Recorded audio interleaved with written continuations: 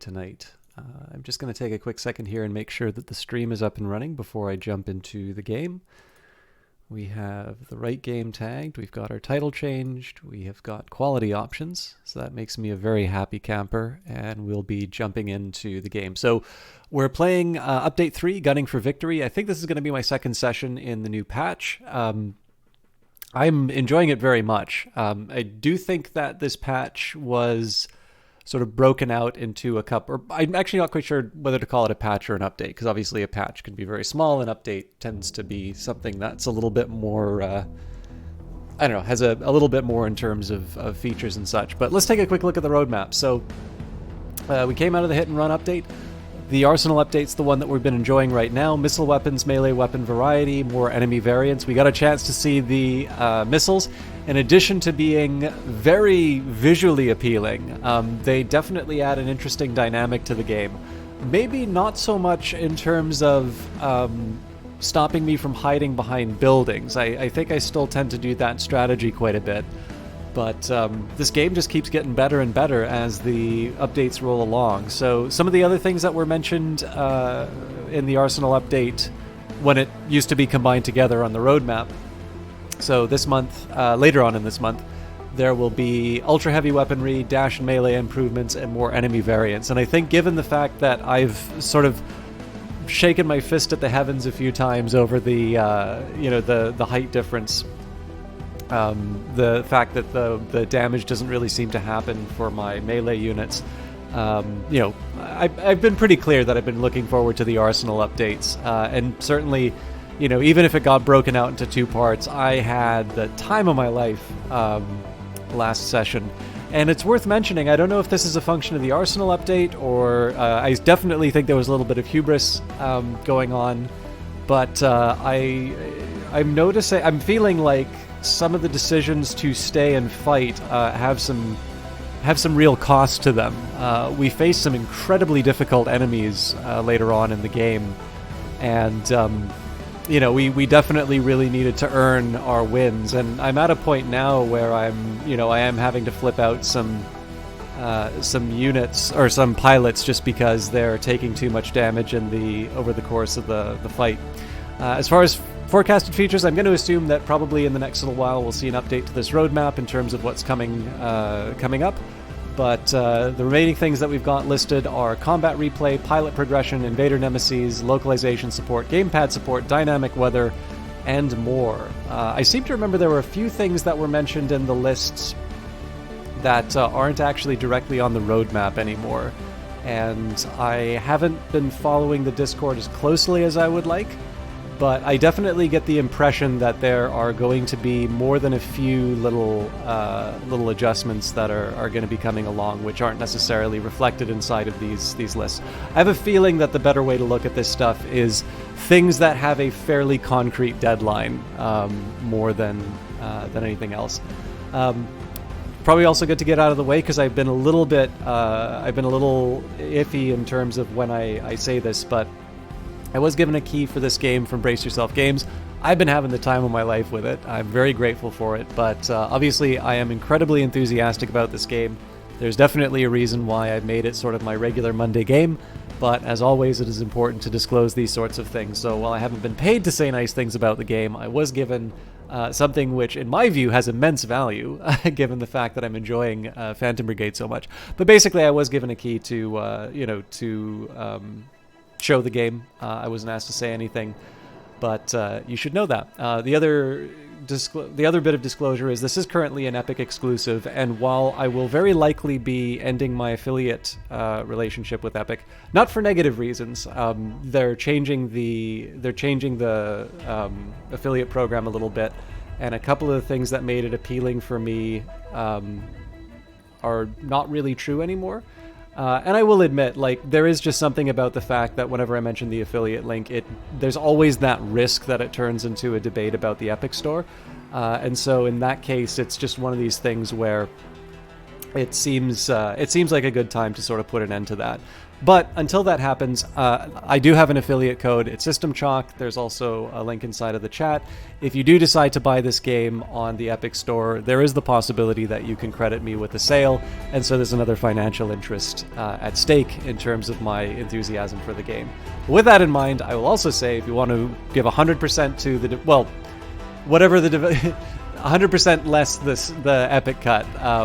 If you want to give more to the developer instead of the broadcaster cut, I'm not going to feel hard done by. If you want to give the credit to another streamer who, has an Epic affiliate link, again, that's kind of your decision to make. And so I hope that says more about the game rather than rather than any of the interest that might be underlying the stream. And of course, finally, if you are a Phantom Brigade player, I do highly recommend you check out the Discord server. I should probably go to the forums a little bit more often too, because I tend to write very long form stuff. But one way or the other, I've been having a really good time with this, and one very large part of having a good time with this game is the community surrounding it. And just how responsive the developers are on the Brace Yourself Discord. Everybody kind of has a Discord nowadays. I'm no exception. But it's been really nice to be a part of the Brace Yourself Discord, which I had originally joined for the purposes of the Clark tank. But, has been... it just happens to be associated with a collection of games that I really enjoy. So it's very active, and the people there are good. Actually, one thing I want to say in particular is, it's a game where there's feedback, and people feel very strong. I will get into the game, but maybe there's something that's worth saying about the one thing I like about the Discord. When you really like a game, sometimes when you hear from something that might be negative, or it might be an area for improvement, you may feel strongly about that. It might be something that you like, or alternatively, it may feel that a particular kind of feedback is low quality. And there was a case where somebody had sort of, kind of talked down to a commenter who was offering their thoughts on the game, and the Macaroni, the community manager, I hope I get that title right, I came in quite quickly and just sort of said that the point of this is to get feedback, and it's not constructive to break that sort of stuff down.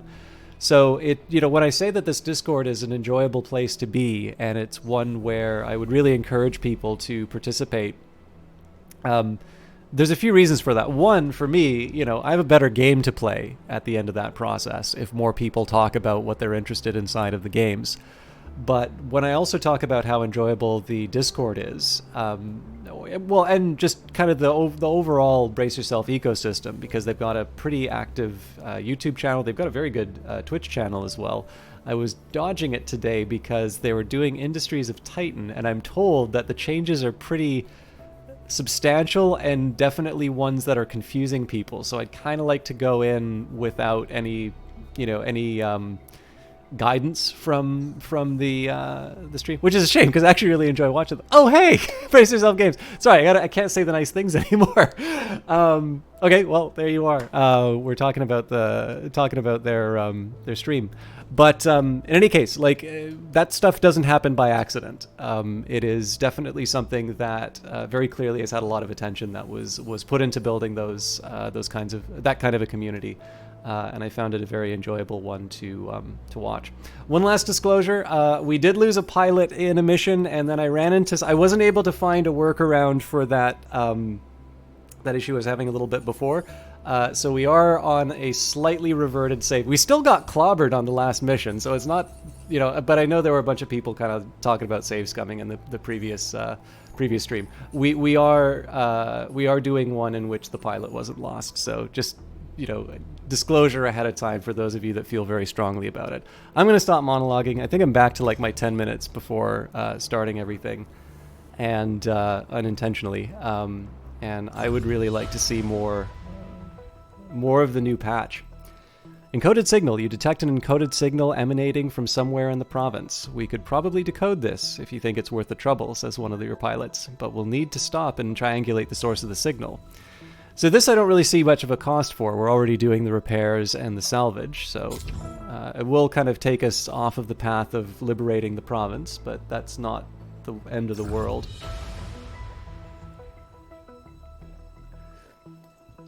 And I did make tea because that's my new thing. I left it in a little longer though, so that is a very strong and forceful. It is the lance of my of my beverages. Decoded signal. There's a whooping of victory from one of your pilots. You and your squad gather around her, bathed in the glow of the blue screen she sits in front of. I think that's done it, she says. She looks back at you. Take a look, boss. Looks like we got ourselves a defector. Is that right? Says the pilot beside you. Yep, and they say they've got some valuable intel for us. Could be bogus, but if this intel really is valuable... ... I'm intrigued. I wonder if the unit repair was adjusted, or if it just so happens that we got really clobbered on the last mission, and that's why it's taking the same time. Let's see what we've got. Energy storage, spec ops, shooting range, town, mine site, radio station. I guess the radio station would be where the defector is. Okay, let's go to the energy storage plant. It's going to be a little bit of a weird path that I take, but let's work with what we've got.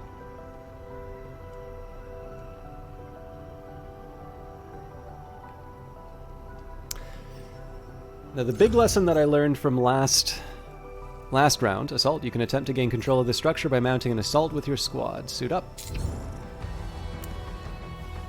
The big lesson that I learned was that just because I feel very strong doesn't mean that I'm...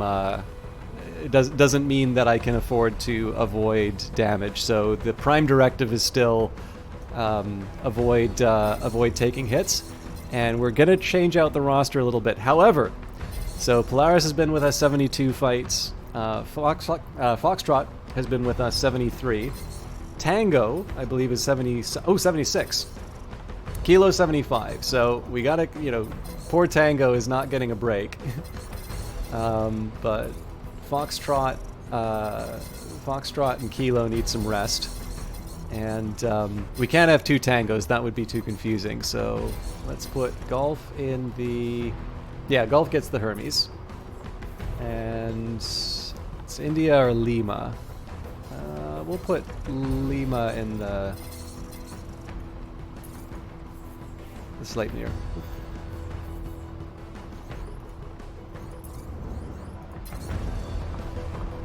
Alright, Harstad, Energy Storage Plant, Special Ops, Facility, Liberation, Elimination, Enemy Level 11, no intel available, a civilian facility. While it is not enforced, units that guard it may be more challenging and will often call for reinforcements. I wonder if that should be plural. Sorry, like the extent of my comments lately have been on grammar, but I'll have to meditate on it. Start combat. Order the squad to move out. Starting combat. Not available if no units are selected or for the squad, or selected units report critical issues. That is intriguing that the mech that I had that didn't have weapons didn't count as having a critical issue. Alright, IFF response negative. Treating as hostile, requesting immediate reinforcements. So the mission is to eliminate all hostiles. We get the music. We get the music that goes like really, really dramatic at the end. Of course, we need to survive to be able to hear that. If we really mess it up, then it's it's not. We're not going to get to hear all of it. So we can retreat in 6 turns if we need, and ideally we'll clear out the bad guys in 3 turns. Okay. So. Marksman rifle and a... Okay, so they've got kind of the same loadout that I chose for my my behemoth originally. And then a marksman rifle and a medium handgun. So, who doesn't like... So it looks like they are going to make an effort on my sniper. Well, the first thing I can do then, if it's kind of sniper versus sniper, the first thing that I can do is take the shot immediately. And this actually works pretty well for me because this unit's just going to be moving straight through my... like where my my optimal range. There is going to be an attack on them. It's almost going to be immediately after their shot. Now, if I'm particularly slick, which I don't think I will be. Yeah, I guess it won't matter if I do the weight. I can jet.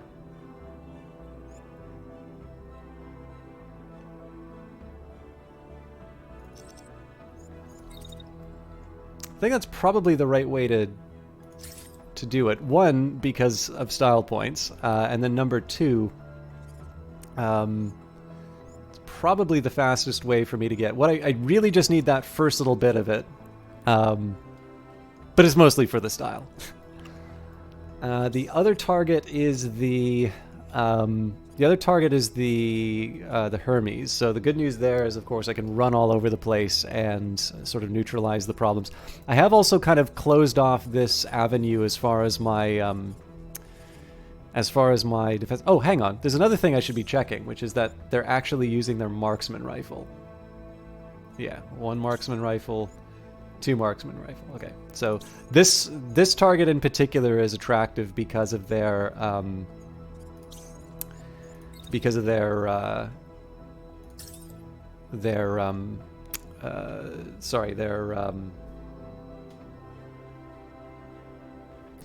words, come on, because of the rocket launcher, missile launcher. So first thing we're going to do is we're going to duck behind a building just to give the give the enemy something to not hit. In fact, I don't think I need to be that aggressive in the movement. I think if I go... I think even if I go up here... yeah, they still wind up shooting a building. So at that point, it just becomes a question of waiting for them to get in the best firing range. And it looks like I gotta do... so actually, the argument for me moving would be so that I can get them in a better range. But this'll do what I need just as well. Again, primary target because they've got the rocket launcher. So we've covered... actually, let me just make sure... okay, the other nice thing is that it's less likely... yeah. There is a small danger that I'm going to hit my own guy, but it's probably the lowest possible danger. There is, of course, the... well, okay. Let me just make sure that I can't... oh, that's right. I can't do the dash. You know what? I'll leave it be. Yeah, there's a small danger that the sniper rifle hits my own guy in the back, but I think on that one I'm just going to kind of cross my fingers and hope it doesn't turn out too badly for me. So I'm slightly curious if I can get away with this. If I run up like that... okay, no, the shot's already starting. So the timing's going to be really tight on this. Let's say we move up like this. Okay, still too early. So what I'm trying to do here is get the melee attack in before before the Hermes does the shot. And physics doesn't work that way. Okay, so they're out of range there. Yeah, it's a really, really tight window.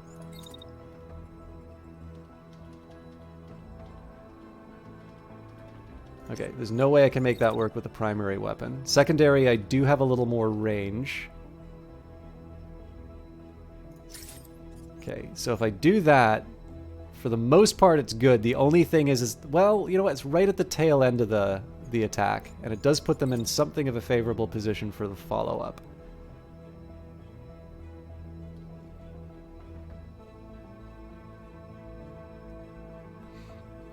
So I would normally be a bit worried about this. The main reason why I'm moving ahead is that if they try to attack me with the marksman rifle, I'm going to be able to come in closer and hit them with the primary attack. And then we have the big guy. Now, I really didn't do myself any favors with the timing of the sniper. Because this particular unit does not have a sense of urgency, let's say. So I think we're going to wait for the... Yeah, we'll wait on the sniper fire.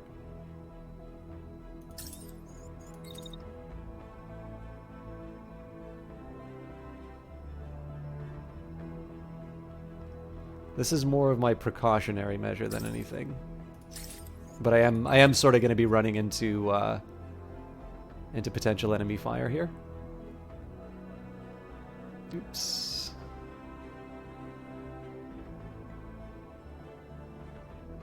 I really don't want to be that close, but I've not given myself a lot of options. Okay, so if I ignore all of that, and instead I just go out and around, I accomplish nothing. Okay, so here's what we're going to do. I'm going to move up a little bit. I'm going to make sure that I'm nowhere near my own attacks.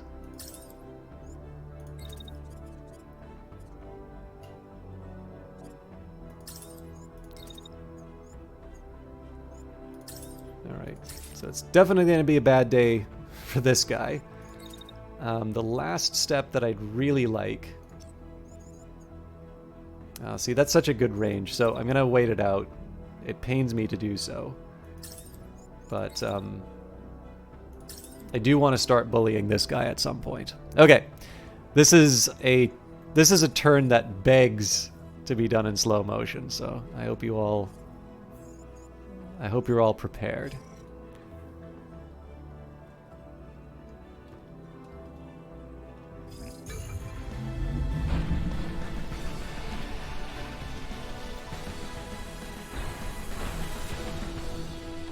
Already hit our own guy.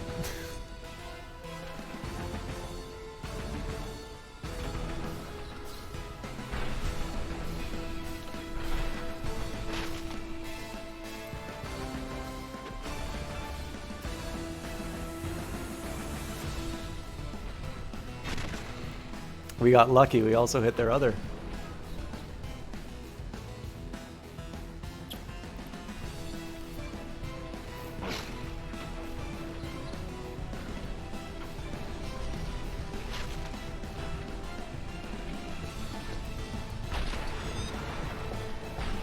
So here they are getting away.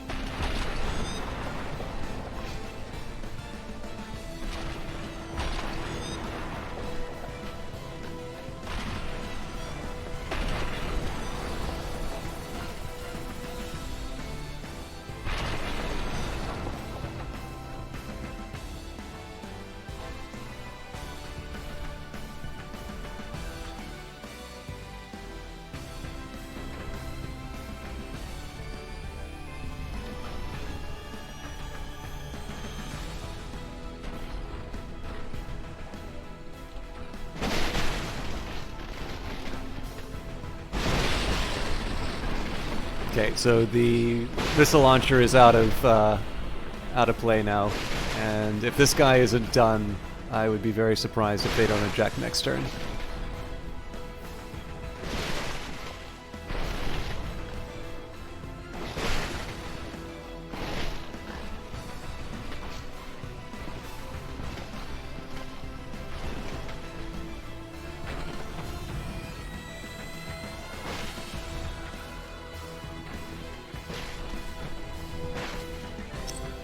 Right. I have to wonder what it takes to get a full range of or a full set of sniper attacks. Wow, this guy still wants to party. All right. So first things first. Let's see what the. Okay, so they are gonna attack my melee unit. Fortunately for me, we kind of anticipated that. Oh, they've got some speed. That really messes things up for me.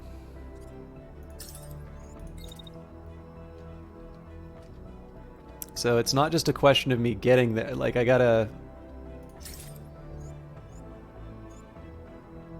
Okay, so they basically just start firing at that point. Let's see if we can close the distance a little bit better.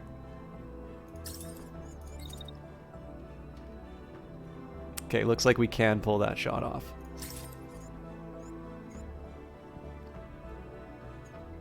So we connect at 145.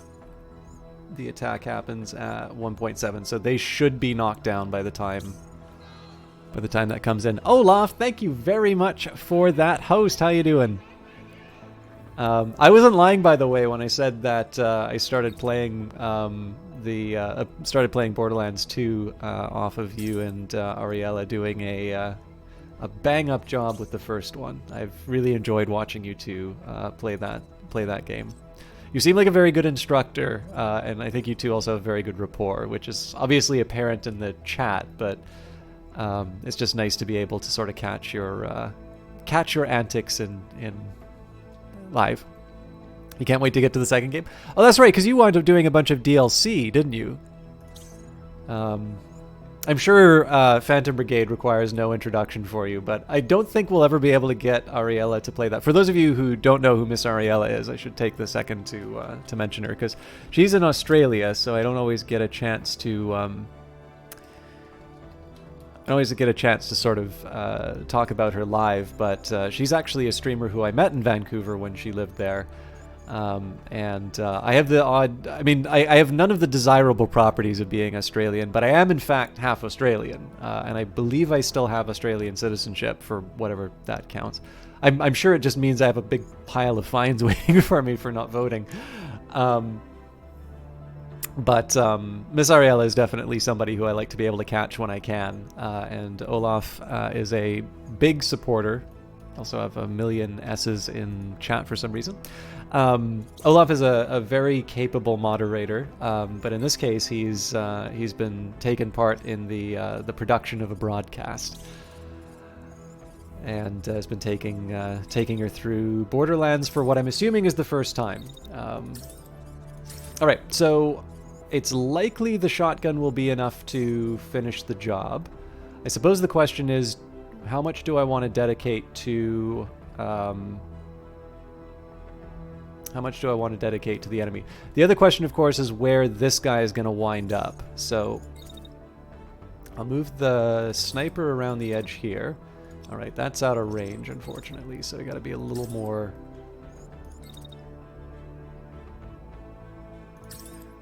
So the idea here is that they're not going to be in this area, that they're probably going to be somewhere around here, and I wanted to put my sniper in a spot where they've got a fairly wide view of potential areas this guy could be landing.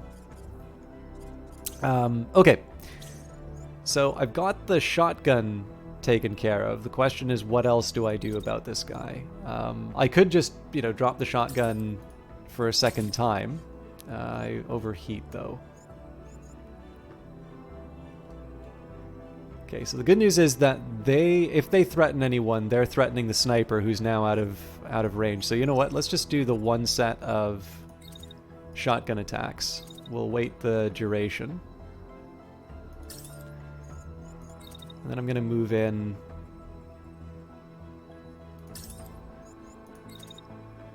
Okay, we won't be able to do anything else. It is possible there's a collision, so I might want to throw out my shield for that. Let's just see how heavy. They're not that heavy, but still. Safety first. Well, safety for our guys. Okay, and then the Hermes is my most versatile combatant, so this might be a little far. Let's say... I'd like some height on them if I can. I think there's some real possibilities here. So wait for the... So the idea here is that the Sleipnir will have already sort of secured their exit by the time the shots start. And again, depending on where the enemy... This actually wouldn't be all that bad of an attack even if the enemy was going to finish their move. But I anticipate that they're gonna be falling. Now we do know that there's sniper fire coming in pretty much where the Sleipnir is standing right now. So I'm going to slightly adjust the plan. So after we deliver our attack, we're going to move straight out of the danger zone. Actually, you know what? I'll just run around the edge. I don't see any way that my own guys can wind up attacking me here, but it does put me in position for a follow-up attack if the need arises. So, do I have? I think all the action's still happening here, so it's a little bit of a shame I'm not able to factor in the behemoth in the background, but I think this will still give us some. This is still going to be some fun. Oh. Yeah, well, that's just it. Like, I would love to. Sorry, I totally didn't finish this through. I would actually really like to see a reaction to this, because I have a feeling that when she. So, like, first of all, this game is actually not as difficult as it looks. It's very, like, if you think about the number of things you can do, right? Let's take a look at my melee unit. So we can wait, we can move move very fast. We can attack with our swords. You know, we've got a big bruiser. They can do all the move stuff, but they also have a block. And then I've got one of my really aggressive units, which is, you know, attacks. So the number of things that you have control over is actually relatively small.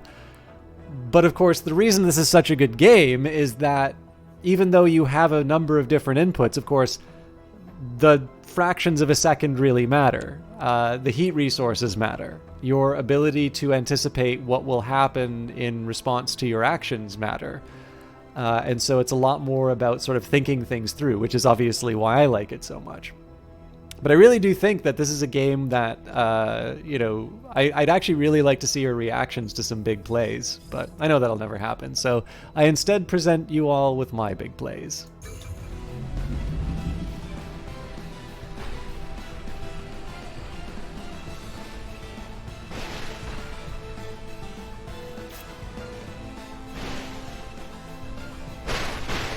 Hey, we got some bonus damage in. That probably doesn't bode well for my melee, but...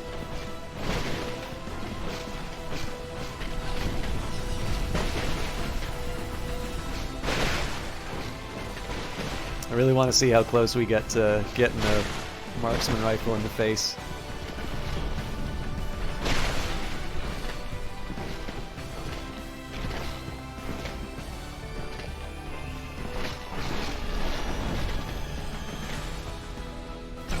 That could not have been timed any better. This guy is still standing. Unbelievable.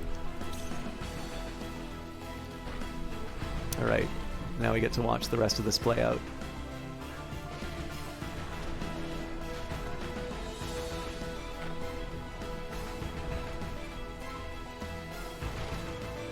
I think he's about to get hit with a shield.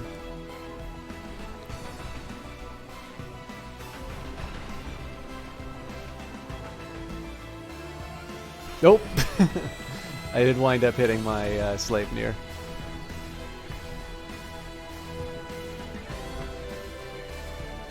Right, that guy just got shield bashed.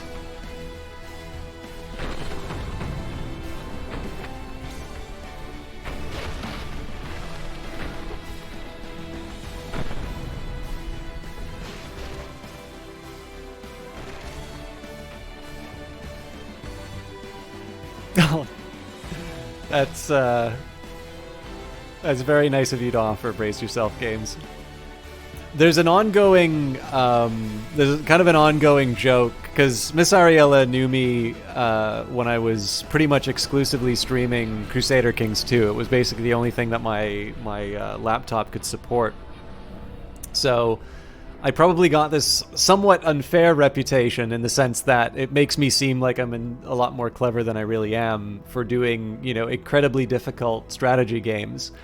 And I do, like, I'm immensely fond of strategy games, as I suspect probably the Phantom Brigade coverage has, you know, has communicated far better than my words ever will.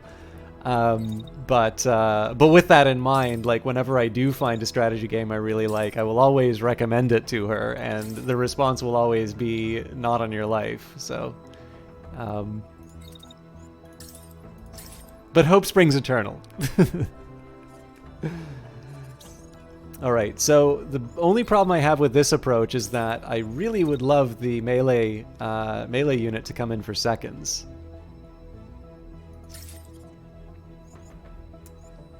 And there's just something about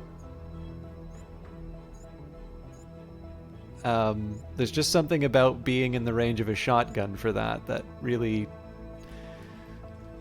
does not spark joy. So I'm gonna revise how I handle the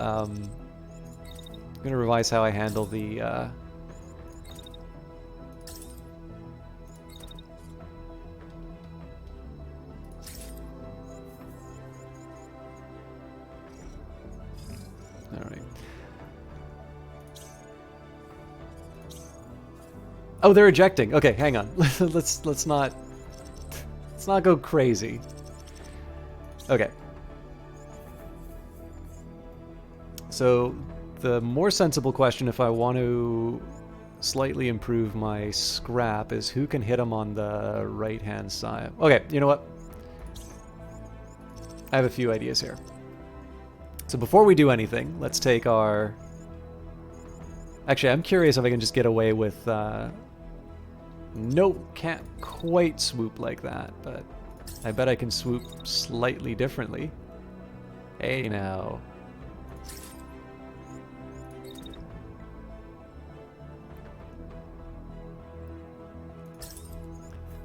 Alright, so we do one of those. This, of course, will render them immobile. And probably best for me, I think in this case, I'll just... don't like that.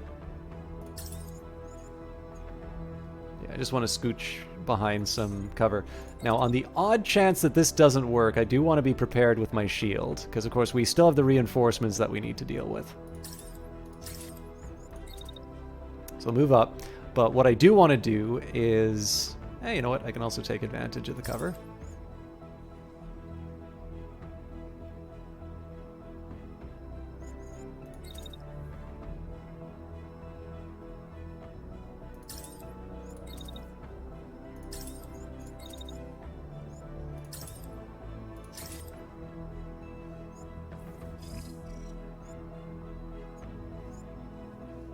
You know what? I'm gonna be very generous. I'm gonna leave it just to the melee on its own and see if that's gonna be enough to. So every time we've given them the option of surrendering, it's always resulted in us taking unnecessary damage. I am gonna do this at standard speed, but this is mostly just so I can see what this looks like without seeing them in the shot.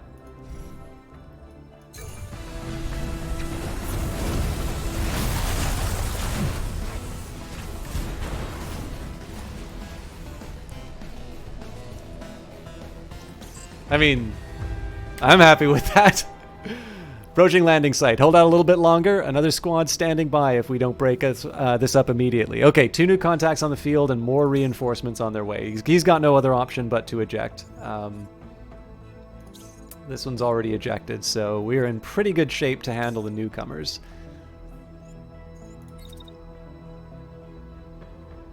Now, I have learned that the sniper is not quite as good as I might have thought. Oh, wow. How do I get myself some range there? If I stand on this box, does it help? I realize it's not a box, but... Alright, so this says 87, this says... Okay, well, in theory... The thing that really worries me about this is the height of that obstacle. I'm not 100% sure, because the ray that gets pointed out, I think it counts as a ray, that gets pointed out in the targeting isn't necessarily what I'm going to be looking at. So, right, this is coming from the base of my unit, towards, I'm assuming, the base of the enemy unit. It sure looks like it. But that's not what's going to be shot. What's going to be shot is sort of the center. So how's the story in this game? It's huge. So I'm not 100% sure how finished it is. This game is definitely... So the thing that's pulling me towards it is the... It's the tactical side to it. But with that in mind, there is some writing in this game. There's actually some fun writing in this game too. And there does actually seem to be a story going on in the background, particularly based on the tutorial and the trailer. And you've given me a good opportunity to show that off, if you don't mind. Oh, hey, we do have the missile launcher. I really should be using that more. So as much as I like this music, I'm just going to turn it off for a second.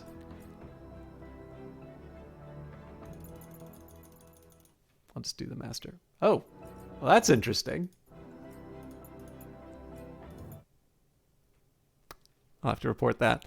Let me just find this. Because I think what's really neat about this... So you get the attachment that you get to your pilots the same way that you do in XCOM, which I think is really great. But what I really like about this is that you're actually getting some hints about the story as well from the trailer. And I'd really love to share the trailer with you. So... But yeah, so far as I can tell about the story overall is that you're sort of an insurgency after your country has been taken over by a hostile force. And what I really like about this is how the interactions, like when you look at the trailer, you can sort of see all the little interactions that you do and the idea of sort of protecting people. I really hope I'm getting the right trailer here. A lot of them are both adding some context for the actions I'm taking within the game, as well as sort of promising a little bit. So the biggest thing here is that I'm not going to be able to turn around and tell you, it's the best story I've ever seen inside of a game. It's like The Last of Us. A lot of it is kind of being told very similar to the way that BattleTech did, in the sense that there are little snippets that you see and there are little events that will be affecting your squad. However, when I take a look at the roadmap and when I take a look at sort of what's being hinted at in terms of just the overall shape of the project, I have a suspicion that some of what's sort of lying underneath is going to be expanded on. That's just my guess, though. I certainly don't mean to speak out of turn. All right, I hope this is the right one. Either way, you get to see a cool trailer.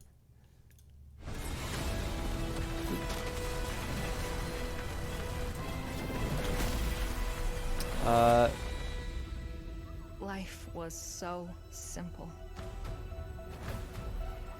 before the invasion. But it seems those days are gone.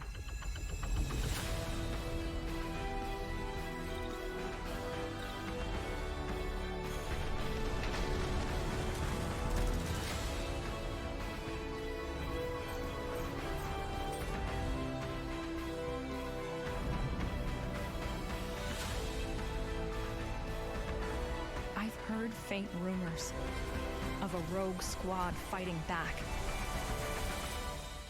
If it's true, then perhaps not all hope is lost. I like that trailer. That's not the one I wanted to show you, though. So let me just take one more second here. But this is one thing I really like about these kinds of trailers and also these kinds of stories is that the game is fine for scratching the tactical itch. But I think what I definitely learned from BattleTech is that being able to attach some meaning to the actions that I'm doing, like basically just because so much of the enjoyment of this game is coming from me seeing the really cool things that I've accomplished, seeing everything sort of play out and then being able to attach some meaning to it, that, the people in the village are happy that I'm coming and saving them. And there's I'm pretty sure the teaser here. I'm just gonna verify it. I'm pretty sure this is the one. Just being able to take a look at some of the actions that you take in here and being able to provide some context. Again, I tend to find this sort of stuff, to me at the least, kind of, it's a little bit of a force multiplier. The game's already enjoyable, but it lets my imagination go. They sort of plant the seeds that make for a fun experience. So this one's probably the one I wanted to show you.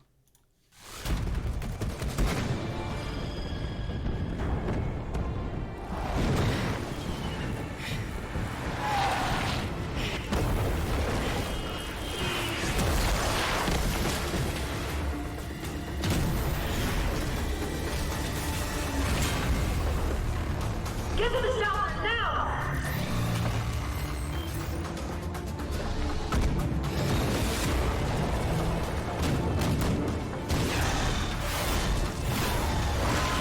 I can only hold this for 5 more seconds. I only need 3, 2, 1,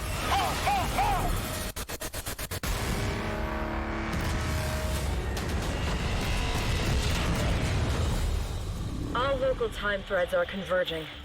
There's nothing more we can do here. Is it finally time for some shut-eye? No. Not today.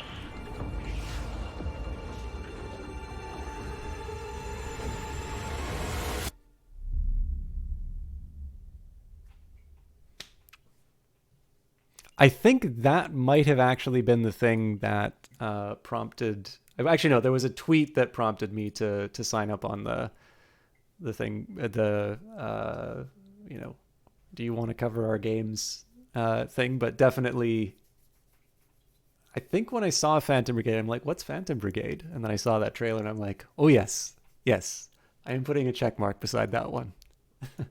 And yeah, it was worth it. So again, coming back to that idea of it reinforcing,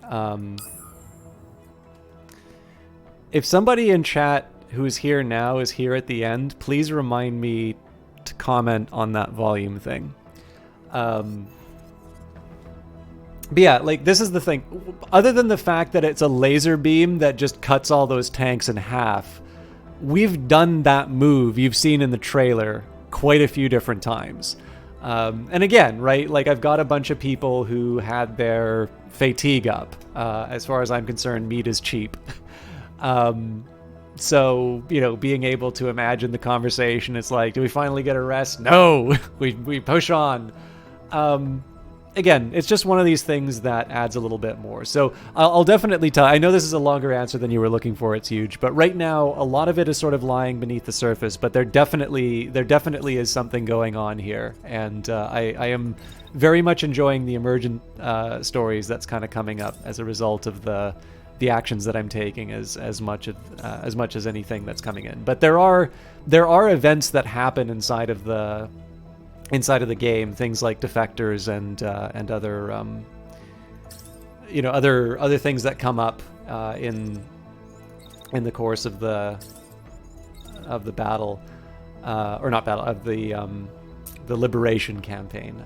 Basically, that give you a little bit of flavor in terms of what's going on. And again, the best comparison I can make in that case is BattleTech, because there's the main campaign, which is largely focused around the sort of the restoration of Kamea Arano's. Oof, that's gross. Sort of the restoration of the Arano family to the throne. But of course, the main campaign sort of told through the cinematics. And the majority of the experience is sort of left to the player to sort of read between the lines in terms of the events. Hopefully that answers your question, though. So, as far as I'm concerned, it's good. Just keeping in mind that the idea of good here is that it's going to be a little bit different from some of the other story-based games that I play, which are sort of, the narrative is kind of like the primary focus. I am a little miffed at myself for not being able to do more damage on the and arrivals. But I think I should just learn to live with disappointment, and we'll just try and make it up on round 2.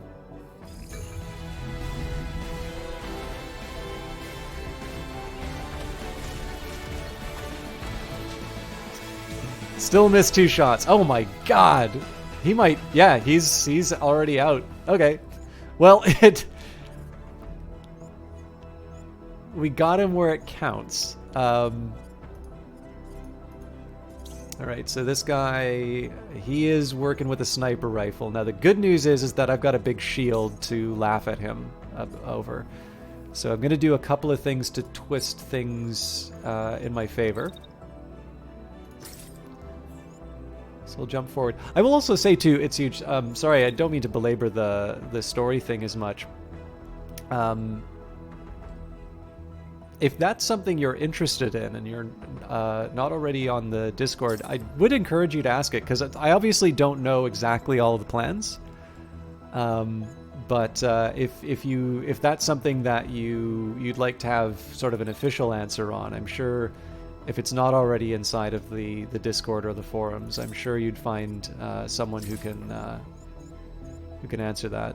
I hope I'm not making a bunch of work for someone by encouraging so much activity in the Discord, but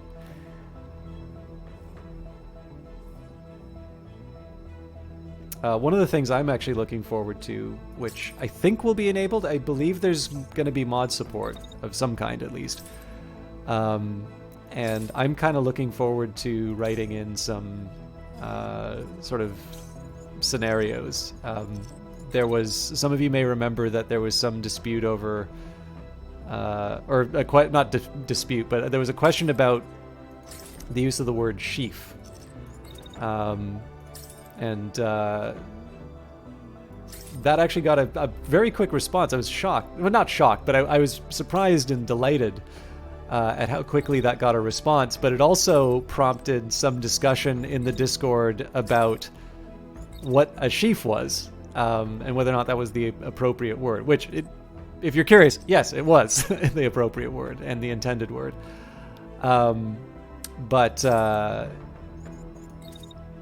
was thinking it would be really fun to mod in an event in which one of the crew members uses a potentially obscure word, and everybody on the team, like, gets into it and, like, you know, searches out dictionaries and such, and, like, there's a small fatigue penalty that you get, but there's, you know, like, as with any event, right, like, you gotta kind of figure out what the costs and benefits are going to be. I don't want to just sort of, like, kick someone in the nuts and say, haha, I'm making a clever reference to something that happened inside of the Discord, and now you have to suffer some fatigue. But I thought it would be kind of a fun basis for an idea, or sorry, a fun basis for an event, and then I'd sort of work out the options around it. Again, assuming that kind of mod support is in there. I hopefully am not getting ahead of my skis, or over my skis, when in terms of thinking what's going to be coming in. All right, I think this is going to work out pretty well for us. So we've got the rifle coming in. I could probably move this a little bit later, given that unit's going to be standing still. I do want to make sure that the shots have stopped by the time the melee unit shows up. They stop moving around here. I think that's a little too much. So we're firing shots. Yeah, that's too much.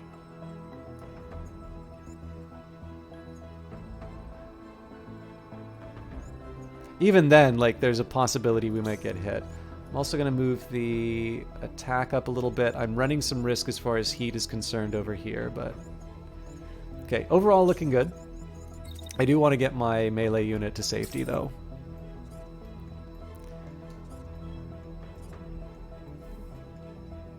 And of course we're going to do this in slow motion because the game looks awesome whenever you do it in slow motion. Also, this is probably my favorite track, so...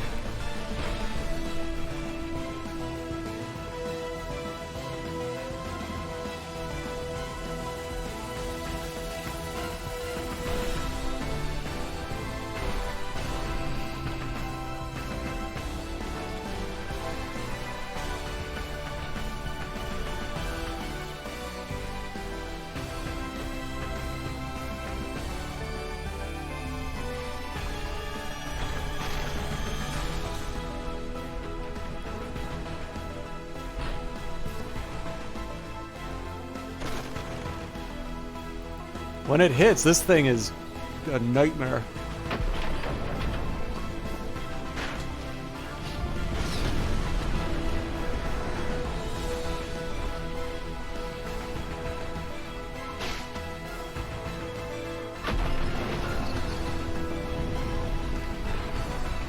Okay, last bullet comes in, lands, and...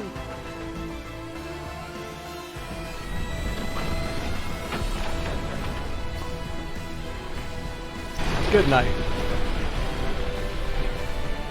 Oh, Jesus!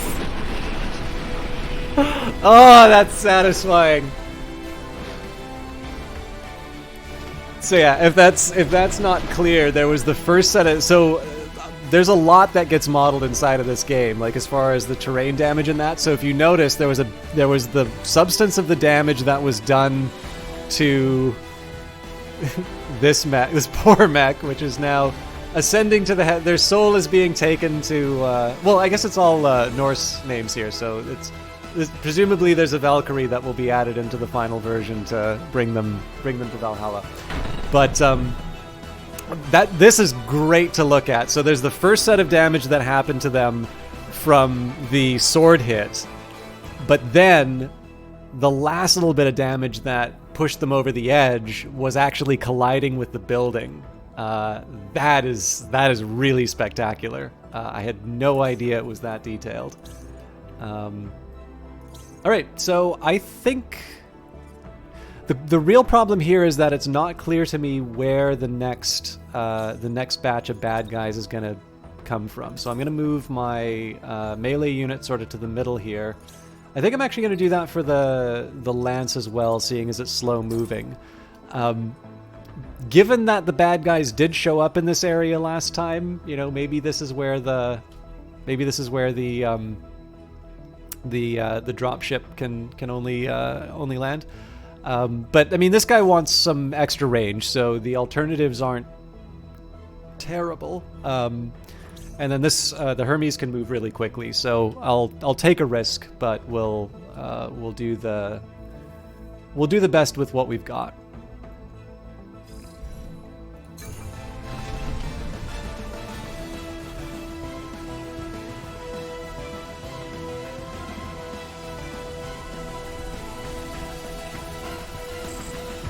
Sierra 2 on the field. What's taking you so long here?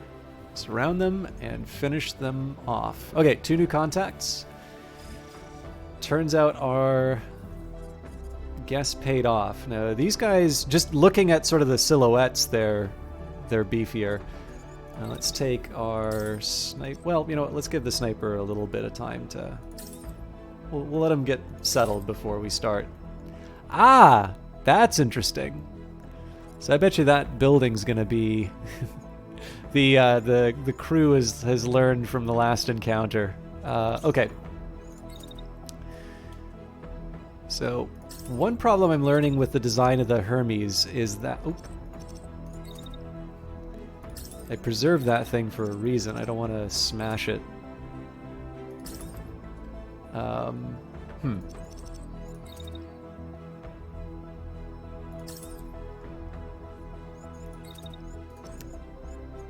Yeah, I still don't want to collide. The biggest problem I have with my Hermes is that it's fast moving, but the number of shots that I can actually get off with it is pretty low. It is a bit, it does run a bit hot. I'm going to do something a little unusual here. Oh, it's because I'm shooting the body, probably.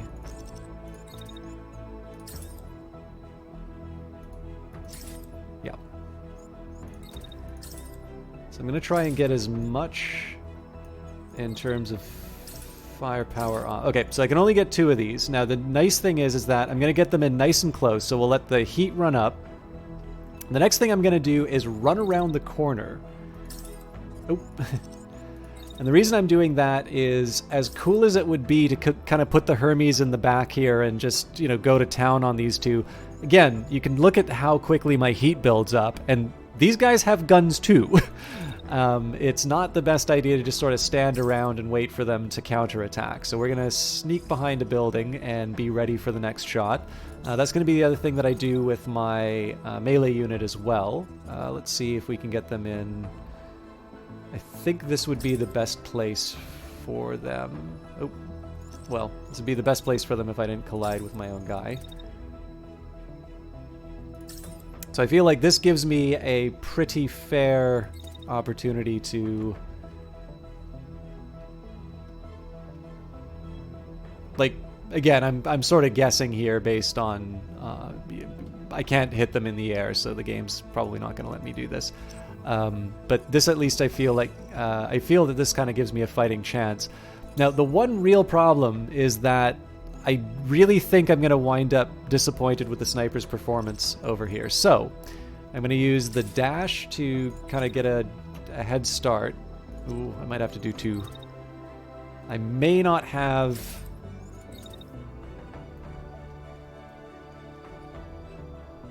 Well... Ooh, I got lucky.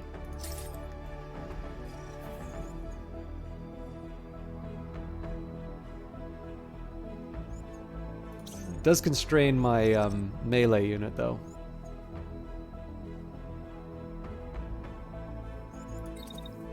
So obviously I don't want to be anywhere in the firing line.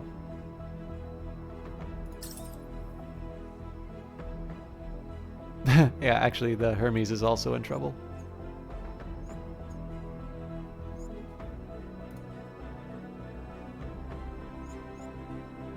Okay, we're gonna change this all together to make sure that we accommodate the sniper.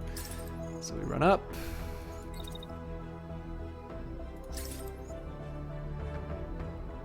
All right, we're well clear of the attack at that point.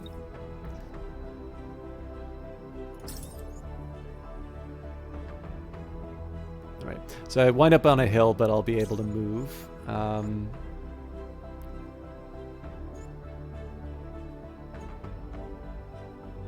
Okay, so clearly I can't wait the whole duration, but I also don't need to be stuck in position for the whole time.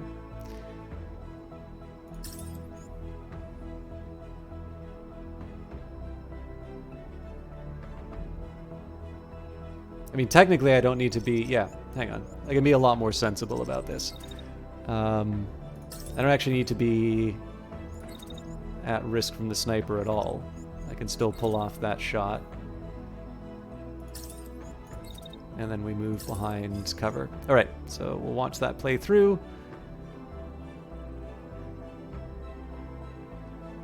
There's of course always the mild concern that this thing is going to prove to be a heavier barrier than it seems, but I don't really see any problems coming from that. And then finally we need to find something for the lance to do, and really it's just sort of to lumber... Well, no. I have some spare heat. I try to do the heat stuff at the start of the turn just so I can, I'll have a cool, a full cooldown by the start of the next turn. Okay. So notice here, empty, you know what, I can probably get away with a third. The question is, do I want to? Oh, just barely can't. Alright. So you might wonder, why am I doing it this way? Well, one, I'm kind of curious if I can get away with a shotgun.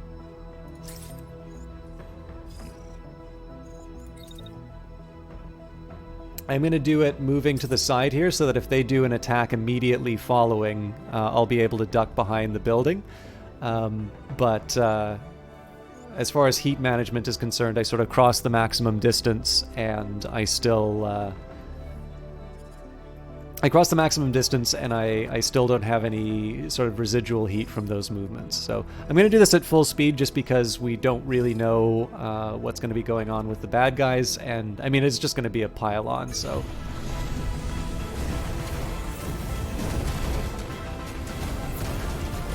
we are not hitting them at all. At least the Hermes wasn't. Okay, so let's see what we're up against. An assault rifle with a submachine gun. So ideally, I'll take the. Ideally, I'll be able to take the weapon off of this guy. It's been a while since we've had a good upgrade, and it does look like it's desirable to be on the hill. So we'll run up. We'll do our dash. And I really don't want to be anywhere near what's about to happen in this area. I think this is going to be a scary place to live. So after we do our melee work, we'll run. I'm actually going to... No, I'm going to stay put for now because I need to decide what I want to do with my sniper. We need to cool down first of all. All the action is kind of happening...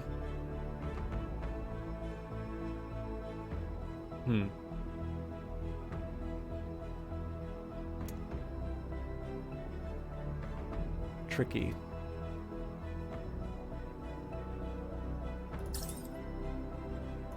This is not my ideal place to shoot, to be completely honest, but I'm hoping I can get a second set.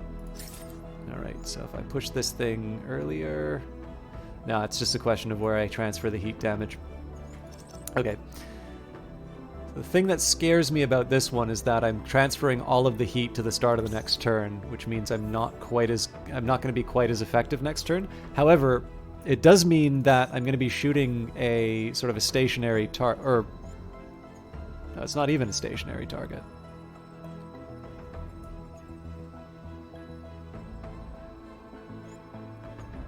Yeah, that's about as still as I'm going to be able to get them. So.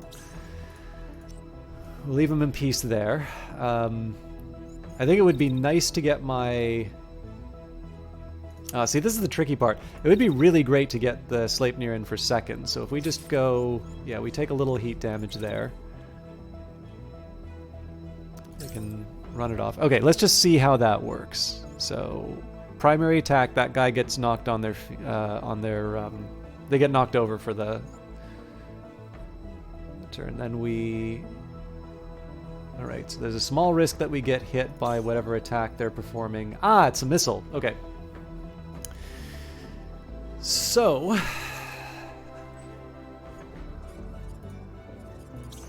I still want to do that. What kind of missile is it? It is a rapid missile launcher. Launches missiles across long distances, effective at eliminating groups of targets and units behind cover.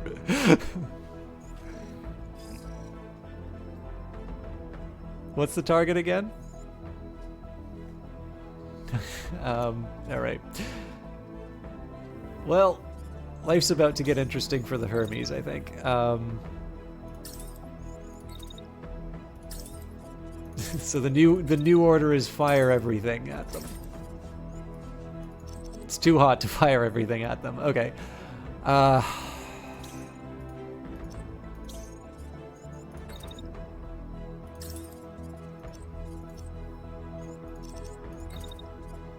So we know that they're not being attacked here. The real thing that I'm trying to avoid is the damage to the... Whoops. Everybody's running hot.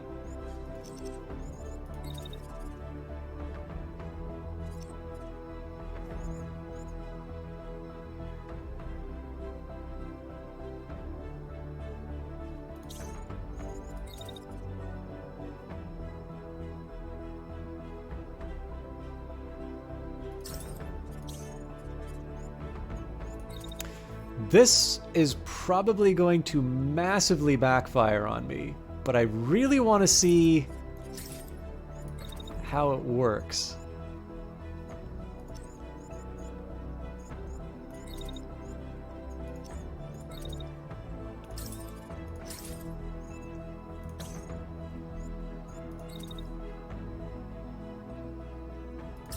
I'm basically going to move the Hermes behind the... Hey, Starbright Knight, great to see you. I know it's been Shoutout Central here tonight, but Starbright Knight's actually been a streamer who I sort of knew of their existence for a while, but I had associated them with a completely different individual. Another member of Miss Ariela's community, so obviously all the Vancouver connections coming in. Although I believe you are based elsewhere, Starbright Knight. But Starbright Knight does a lot of marbles on stream and actually had a really kind thing to say. So I think they wound up subbing because I was cranky about backseating one day. But they said that they're using... well, I'm in Ottawa, actually, Starbright Knight. I had to move for work, but... anyways, the System 1 HMM, which is one of the Eyes of Sin's wonderful... Oh, very nice. I've been to Washington. But yeah, I'm obviously a huge fan of the Eyes of Sin's emotes that she's done. The Machiavelli one, I think, was the first one that I had asked her to do, and I was really happy how it turned out.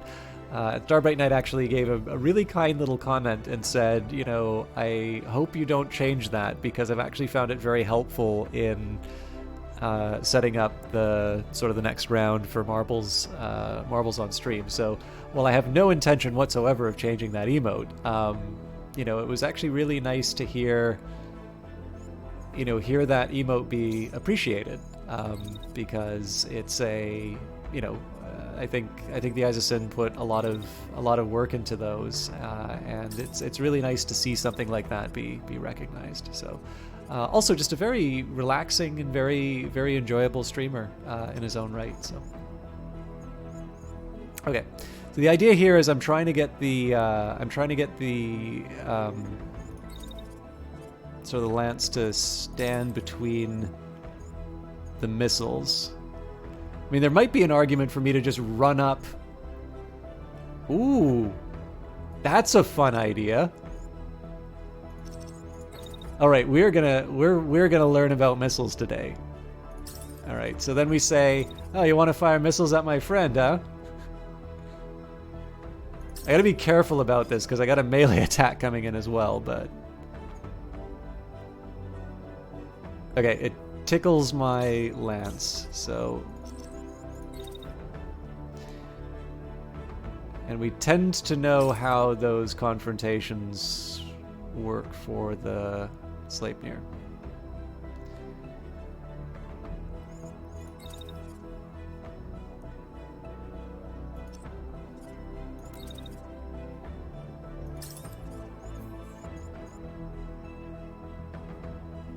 Okay, it's not the best tracking in the world, but...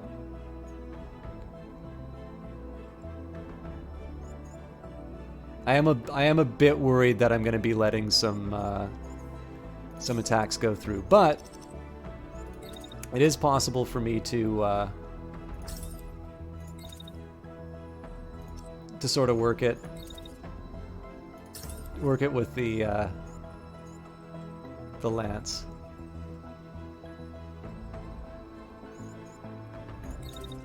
This is going to be such a weird way of handling this, and there's no guarantee it's going to work at all.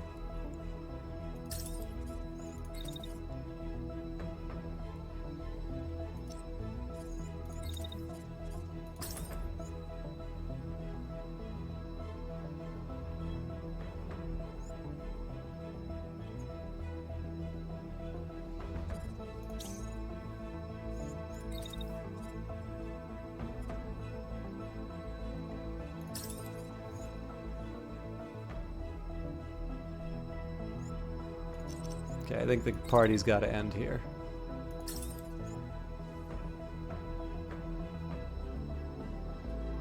So the idea is to just kind of put the shield up. That's not great because they're already on high ground, so I think most of these missiles are just going to go flying over the lance, and the Hermes is going to wind up looking pretty foolish for the whole thing. But after running around in a big circle, they'll give the missiles the slip. Of course, it takes them out as a combatant, which is not great. But it does turn out that I have a little more freedom with my lance than I thought I did.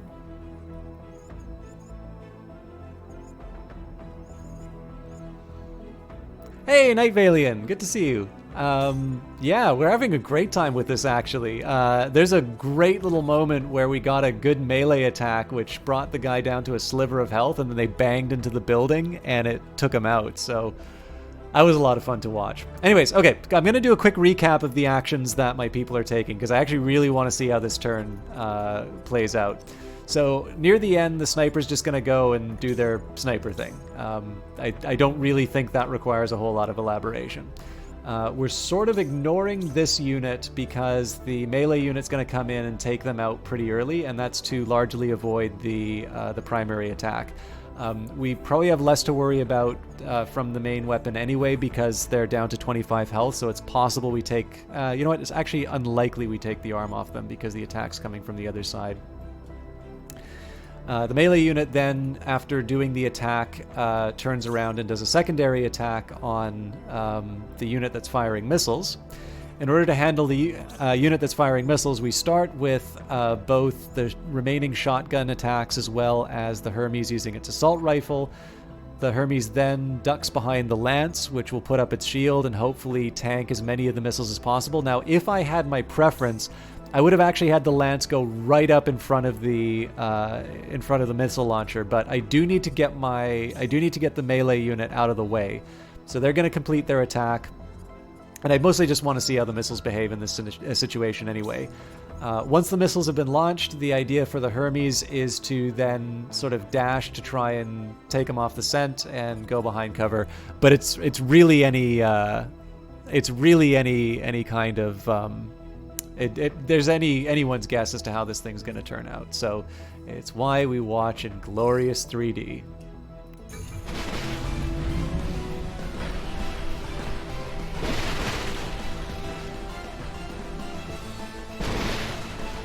Sorry, slow motion. It's obviously at 3D.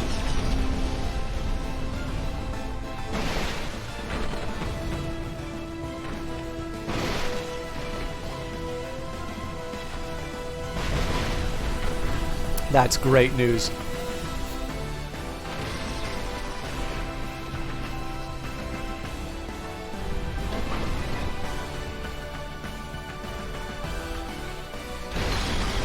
Lost their arm. This guy's not going to take any damage because the secondary attack's not going to be able to find them. But we knock both of them on their backs. And assuming this guy can attack, he's going to be reduced to an eject pretty soon.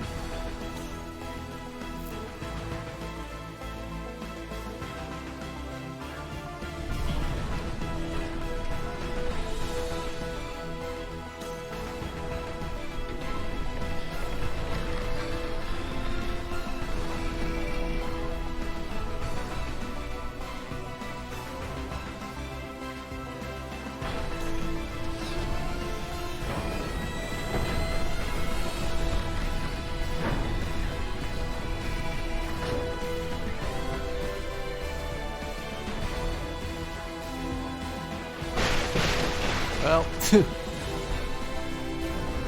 now we have the friendly fire consequences. Lima is screaming at her teammates, "Stop, stop, for the love of God!"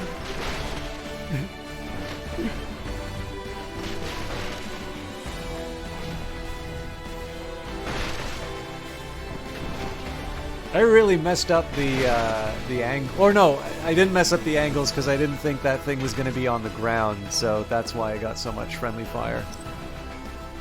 All right, let's take a look at the damage before. Okay, huge damage to the left arm from the sniper rifle. Or right arm in the case of the melee unit.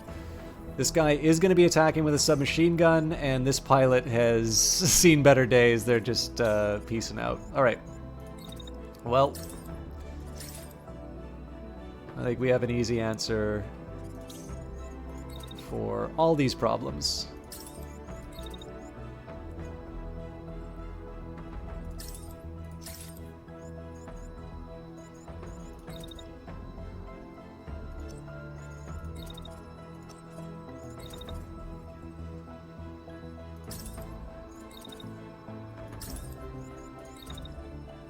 This is mostly about positioning while I need to get my cooldowns going.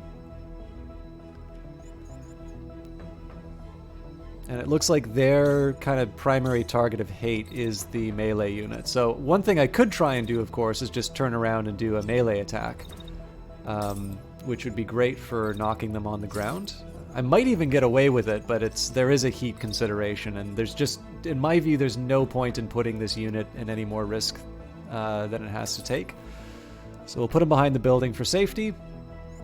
We'll wait out the turn a little, or not the turn, but we'll wait things out a little bit, and then we'll move to the next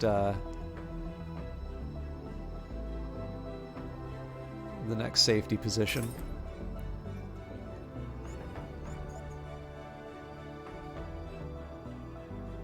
I want to be a little careful because I don't want this to suddenly become something that the Hermes gets attacked with. But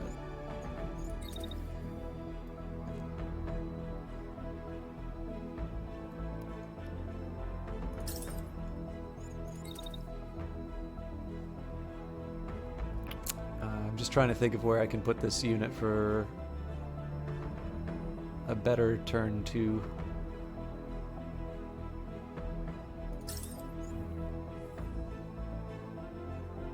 And we crash into each other.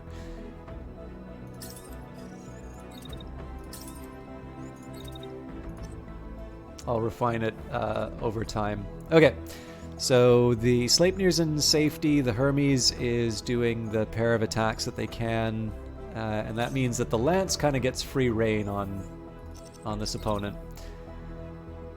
So, I will start with the shotgun just because it's an easy way of eliminating a threat. What I am going to do is I'm going to set them up. So assuming this unit sort of survives the turn, we'll be ready to sort of blast them in the back if it comes to that. I mean, they're reasonably healthy. Yeah, you know what?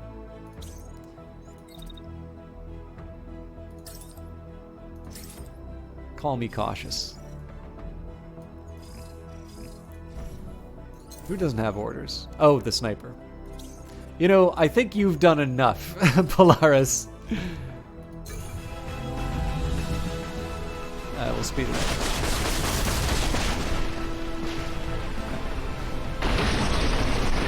All right.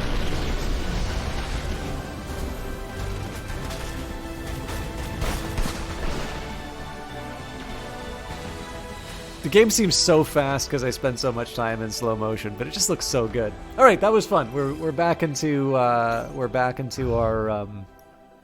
rhythm. 45-second battle, 1,202 damage taken. I'd love to see the breakout as to how much of that was from the bad guys. 9,980 damage inflicted on the enemy side. 0 units lost, no subsystems detected on site. 120 actions planned. 2,332 meters traveled, 2 units destroyed, no parts on site, 171 supplies. So we've got a marksman rifle, which means I might switch out my sniper, although I've definitely gotten used to long range. Another marksman rifle. Blackbird parts are always welcome. Heavy handgun, sniper rifle, so that's going to be one that I pay close attention to. New missile launcher, and actually one that I might want to try out.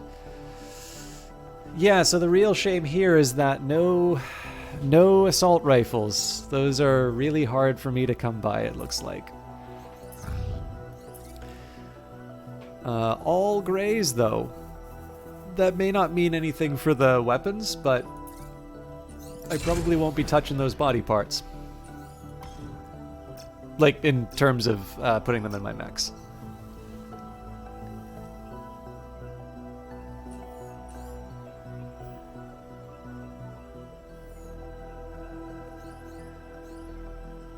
I usually tend to do the, like, swapping out arms and legs at the start of a new mission, so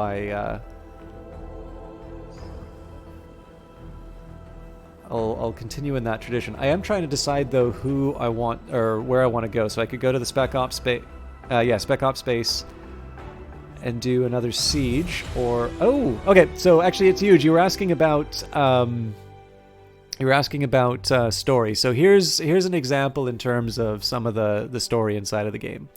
So lights out. You and your squad are celebrating your victory when a man in a boiler suit approaches the base looking sheepish. Can't tell you how grateful we are, he says. He clears his throat. Not to trouble you further, but when you were battling, you didn't happen to notice one of our power lines being severed or something, did you? Ain't nobody got any electricity. Now it's your squad's turn to be embarrassed. One of your pilots turns to you red-faced. I think that might have been me, actually, he says, turning to you. Mistimed a shot. If you give me a few hours, though, I'm sure that I could fix it.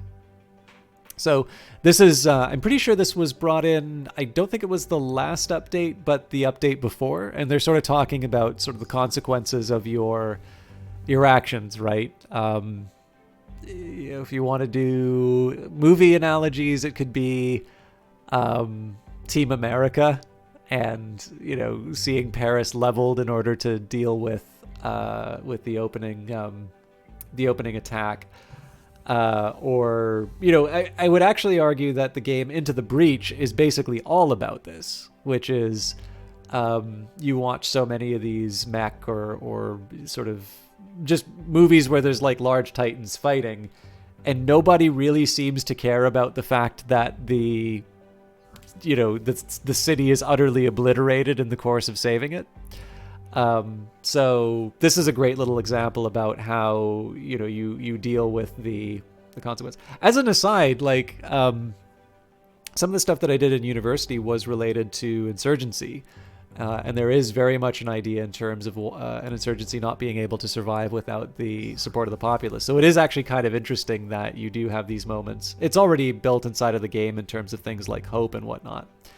But it is neat, right? Like you do need to decide how you handle things. And I will admit, inside of early access, I'm not that worried about some of these choices. So losing some supply, I'm not all too worried about. It is actually kind of neat here that there's fatigue, because of course fatigue is something that I am noticing is a scarce resource that I want to sort of hang on to. But again, the question here is, do you own up to your mistakes? So you can supply the tools, give them the tools to fix it. Surely someone here is an electrician. So, people aren't exactly happy about that. Ignore, they'll have to fix it themselves. Collateral damage is inevitable, minus 15 hope. So this is where, you may not necessarily be better than the occupying force, but you haven't exactly shown that your motives are, or your maybe motives. There's a very famous road paved with good intentions, but you maybe haven't necessarily shown the level of care that you should for the people you purport to, to be acting in the interests of. But then you can fix your mistake, but there's a cost for that. You lose 4 hours, you gain fatigue, but of course you do also get the hope. So I am the nice Phantom Brigade, so we'll fix the mistake. If you guys want to see me be a jerk, that's Wednesday's stream with Industries of Titan.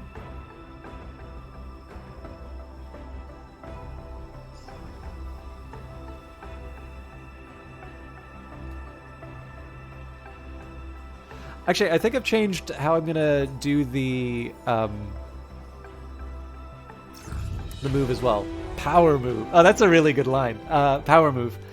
Your pilot roped in the rest of the squad to help, and they carefully reconnect the power lines. After a few grueling hours, the sound of electricity whirring back to life reaches them.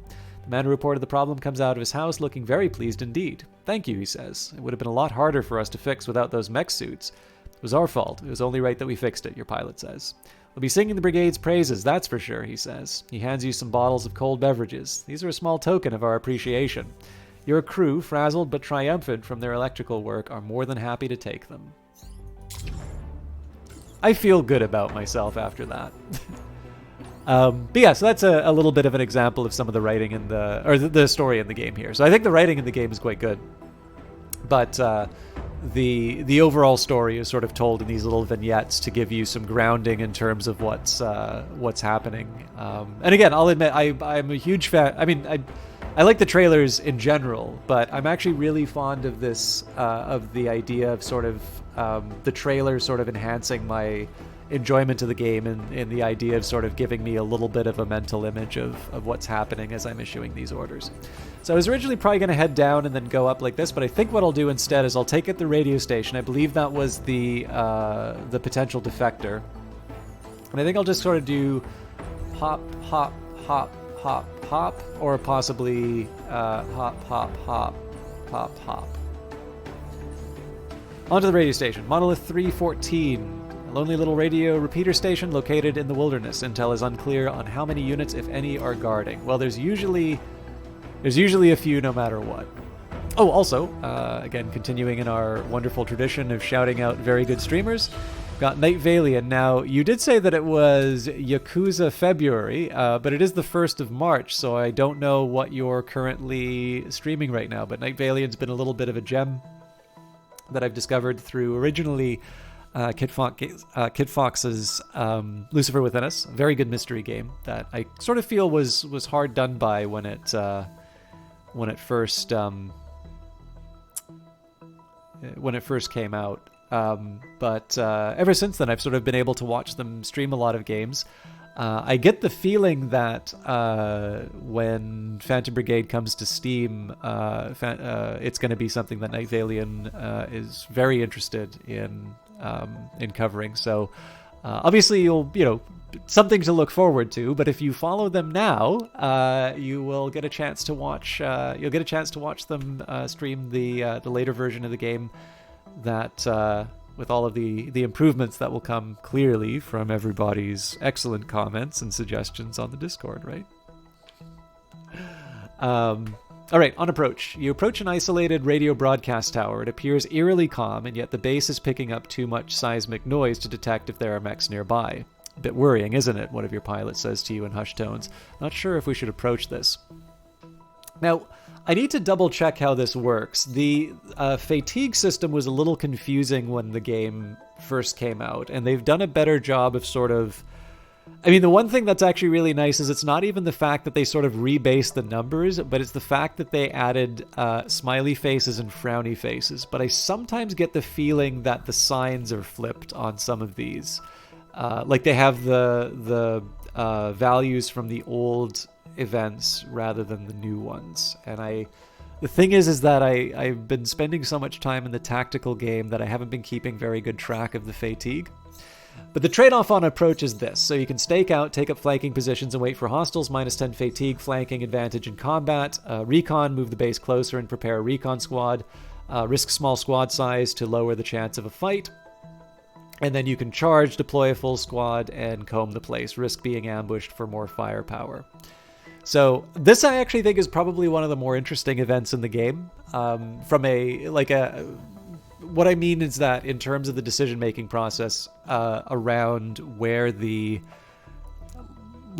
what's at stake. So when you're stuck entirely on the strategic map here, usually your decisions are going to be limited to things like how much supply do I gain or lose? Is there a shift to fatigue, which admittedly does affect the tactical game, but you're usually not thinking of that sort of, at least I tend to find, I'm saying you, but in reality, I'm talking to my own experience. I don't weight fatigue all that heavily when I'm considering these events on their own. And that's partly because fatigue, of course, will adjust over time. And so I can sort of wait to recover some of these things. Plus, when I liberate the province, then, people are going to be a little bit better. They're going to be in a little bit of a better shape. But what the neat one on this one is, so first of all, I can tell I've had it go both ways. I've actually had cases where we get out without a scratch. And I've had other cases where we get pummeled. Given what's happened to us, we now care about fatigue. But what's also interesting here is it's not just the things that'll happen to you on the strategic map, but it's actually the circumstances under which you'll be entering into the next fight. Moving into a fight in a region where it's technically a higher level than most of my mechs, cutting my force in half is actually a really tough call. And then again, like charge, it's just, I don't want to give up the fatigue. I'm willing to accept a bad position in order to be able to inflict maximum damage on the enemy. In this case here, I want to preserve my fatigue. I don't want to just go blundering in, because we've learned that if we take damage... So I've learned that the way that I've built my squad right now, if I take damage, we very likely have these cascading failures that result in us either wiping or getting very close to being wiped. And so I'm willing to risk the smaller number of mechs in order to preserve both the fatigue and the advantageous position. So, recon. After all of that,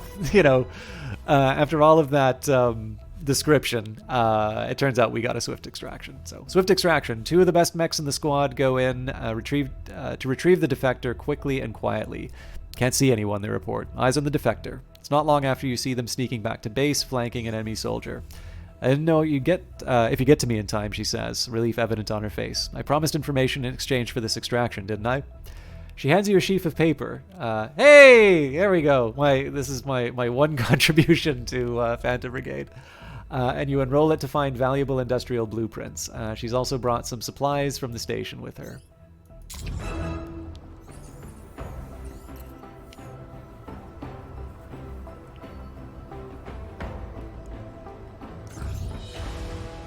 Cry for help. Your base is trundling down a rough and twisty country road. As you contemplate how to keep your lunch down, one of your pilots calls you over.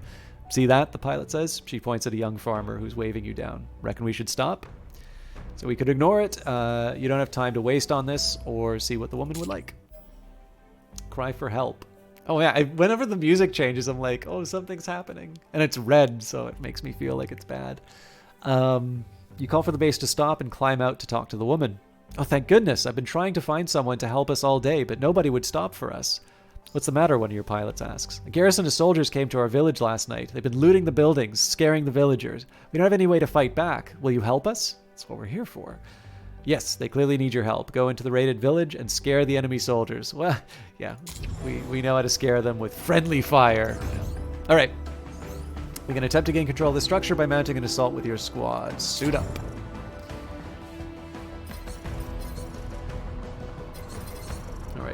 Thank you, Golf and Lima, but I want to see if the original... Nope, Kilo and Foxtrot need the rest, so... Tango basically has to be... I want at least one person who's been on every mission if I can do it, so... Well, that's neat. I never noticed that before. Anyways, I did promise we were going to be checking out the new toys for our unit, so... Let's start with the Behemoth, because we knew there's the possibility of a sniper rifle. I am going to do like the upper body, left arm, right arm, and such, just to make sure that it was all. Yeah, so it does look like it's all grays here. Where did all the left-hand items go? Like, I'm not super sad about it because. I made my choices in terms of what gear I have, but I feel like we lost everything. Oh, you know what might have happened? It could have been that, because I noticed that some of the secondary weapons were also being treated as primary weapons. So it could be that something changed in the background where these things were properly reclassified. That might be it. Anyways. So let's compare our missile launchers. We got the One Shot, which is a miniaturized version of the missile launchers designed for support and cover for the blind spots of the primary weapon. It's a One Shot, shoots a single long-range guided missile over structures. This missile deals significant AoE damage to units and structures. And our alternative is the Rapid. It's also a sidearm, shoots an average volley. I would suppose relative to other missile launchers, but I'm not quite sure where that's... I'm not quite sure what the basis for comparison is there.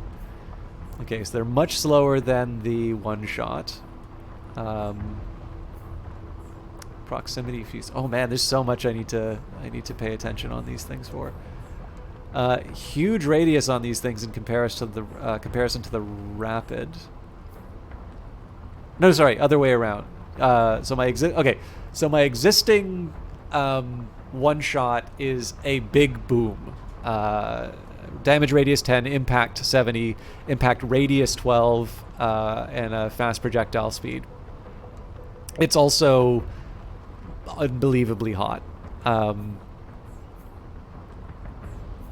By comparison, we can send out a number of them. It does seem to indicate that it goes over structures. So, again, we never got to see this thing perform because we took out the legs of the previous owner.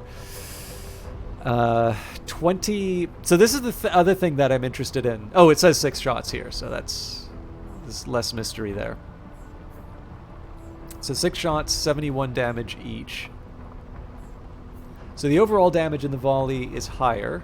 The DPS is down... Oh, no, actually, the DPS is higher. Yeah, the DPS is higher. Shorter range, which actually isn't that terrible. Well, okay. See, here's why I'm having some difficulties making a choice on the behemoth here. What I've got right now is basically a long-range weapons platform. So if a unit hides behind cover, then I just send the one shot to go solve the problem. If I go for the rapid, then what I'm saying is there's the situation where the behemoth winds up being in closer range, and I want them to sort of lob missiles at the enemy units. Totally justifiable. I can definitely see this working. But there is something really nice about being able to say that this guy sort of just takes long shots from, from a distance. So I think I'm going to keep my existing missile launcher as much as I would really like to see how that new one works. Now, again, it feels like all of my weapons have vanished into thin air. But again, that is not a huge problem for me because I definitely had too much stuff anyway. Getting stuff cleared out is not that bad. So potential improvement in the form of the lock. Higher damage in a volley, same number of shots. Looks like there's a longer duration. Ooh, I already think this thing has a long duration. Jesus. For another 17... Okay, so... And it's hotter. Oh, it's basic. Okay, so it's the exact same sniper rifle except for the fact that it takes longer. I'm not crazy about that. So more heat is already a problem. I am very curious about why it says a longer duration is a good thing, because it seems to me a longer duration is just more opportunities for me to hit my own people in the back, and I mean, the other way you can think about it is a longer duration also lowers the damage per second because it's spread out over a longer period of time. So as much as I like the idea of having a really devastating volley, I think I'm going to stick with the existing loadout. I think we said the body parts here were uninteresting just because they were gray. So the only other one I really want to look at here is to see if this rifle is an improvement for the Hermes. I've actually got a couple of bursts. So yeah, this thing is basically better overall. So I'll equip that one as a start. Oh, no, I'm not. First, we're going to change the livery. Again, my rule being that I make it gray, just to indicate that it's not currently attached to a loadout. Okay, so I'll set this one up as my start. We do the comparison, lower volley, same. Yeah, this thing is pretty much the same in all regards, but it fires slower, which I don't like, lower base damage, which I don't like, and hotter, which I don't like. So, congratulations. You are the new face of our enemy's demise. Arctic Sky.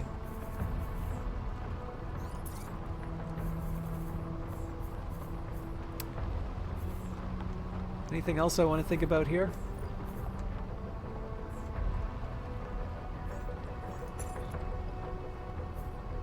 I can equip him with a missile launcher. Admittedly... Oh man, I'm going to make a stupid choice, aren't I?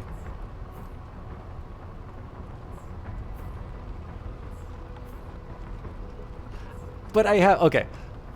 I really want to do this, especially on the Hermes. But the thing is it's so mobile that I'm always able to get my shots off on people.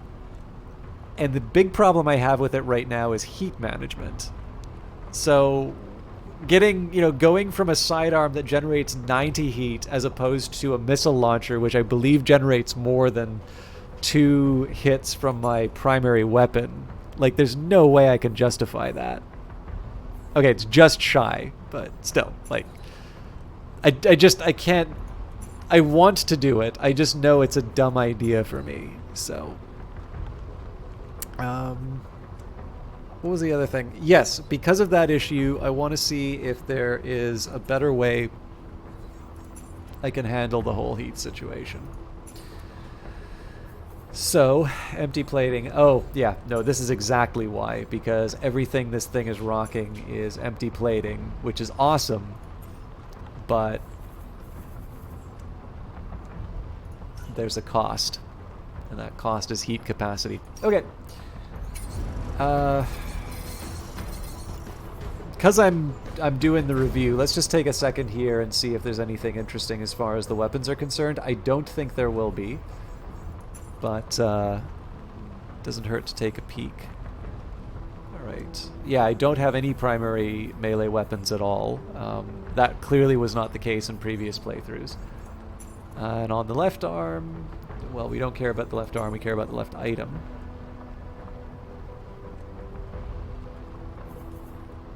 It's the cutter slice.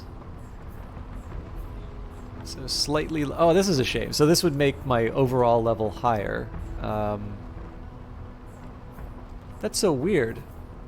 Oh, range, distance, and effective... Okay, right. So even though this thing's a blue, my gray is actually better because I have a...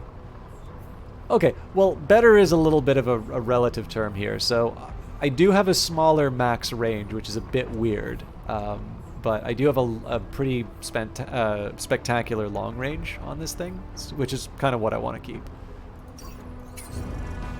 So other than the fact that I actually, watching the trailer, I really like the blue, the blue look for the squad. I think I'm gonna keep the existing livery. If you take long enough, does the truck arrive somewhere? Oh, sorry, Brace Yourself Games. I wasn't paying attention. If you're still around, thank you so much. It's always a pleasure to have you in here. I will just say it again. For those of you that are not following the Brace Yourself YouTube channel. Well, the YouTube channel is awesome, actually. So follow that. But do check them out, especially if you like these games, because you get a chance to see the developers playing the games. They're doing AMAs. They also do some breakdowns in terms of the creation of games and trailers and whatnot.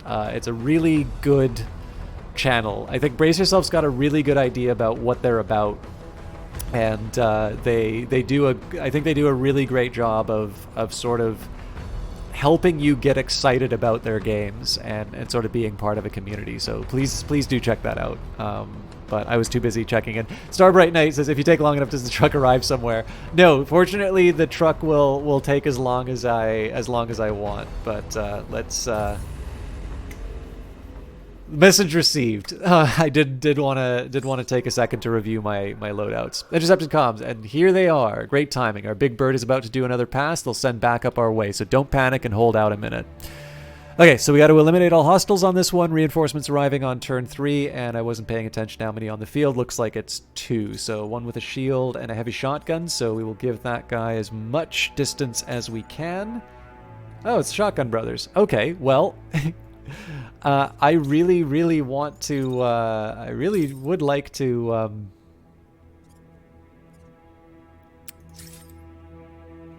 thing is, I don't know what the travel distance on this thing is, but because they're going to be so close to each other, I want to try and get a pair of missiles out.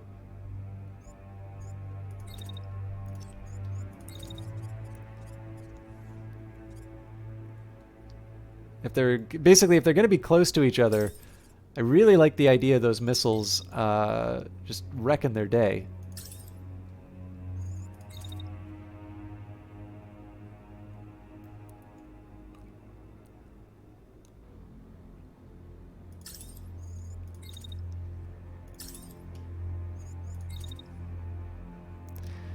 This is admittedly not a great sniping position. However, I think...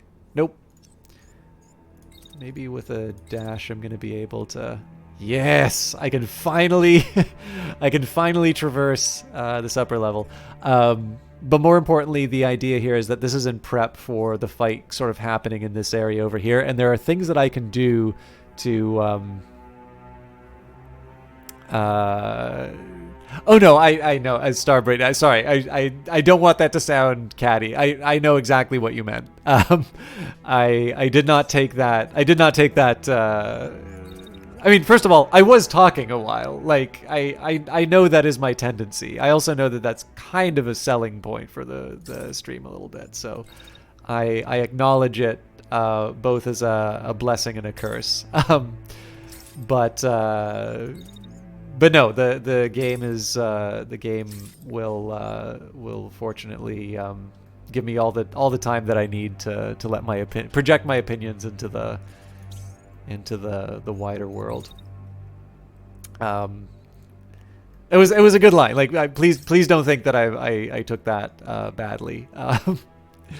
I know when somebody's being mean about that sort of thing, and I've had a chance to. I've now had a chance to see you live and see what a sweetheart you are. So that's there's no worries there. All right, so I will admit, on a mission where we know reinforcements are arriving on turn 3, I would like to be a lot more aggressive on these guys than I actually am. But what's probably going to happen here, and I do need to be a little nervous about it, they are probably going to be coming after the Hermes at the start of the next turn. Actually, yeah. Not only are they going to come after the Hermes, but their whole journey back down is going to have to be a big walk like this.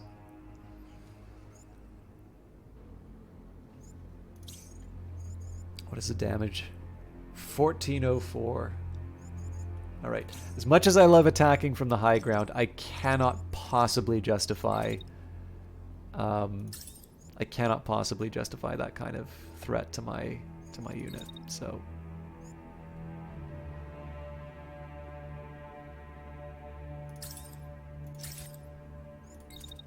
It's a pity. It's like, it means that I'm going to be doing a less efficient attack overall, but what it does mean is when these guys try to retaliate, I can sneak behind cover rather than live with the consequences.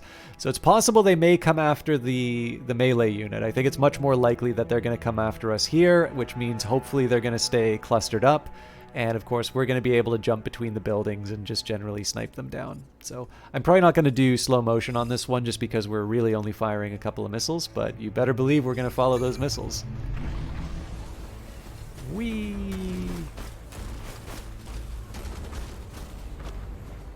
All right, there's a little... It looks like there was a little bit of secondary damage that happened there. I guess it's about 2.5 seconds to traverse the map. I didn't get a really good read on that, but let's see who doesn't like... Alright, so everybody is ganging up on the Hermes. That's good news for me. Okay, so I really want to make this thing last until the absolute last second. And I'm actually going to do something a little counterintuitive here. So we're finishing the attack. We're doing a second one. You know, we move halfway through, so we are going to lose some of the shots. I'm actually going to move 2 buildings back while the shots are happening. Now, I'm already at the full distance, but the reason I'm doing this is so that we can prepare sort of the next part of the the response. Now, one small drawback about this is, so take a look at what was supposed to be my ideal sniping perch. It's very unlikely we're going to be able to make anything happen here. Right. I really need them to sort of be at the intersection. But That's why God invented rockets.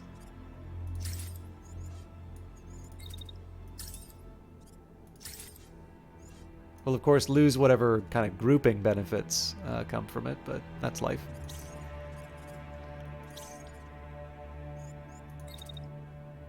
I suppose another nice side effect is we go through here.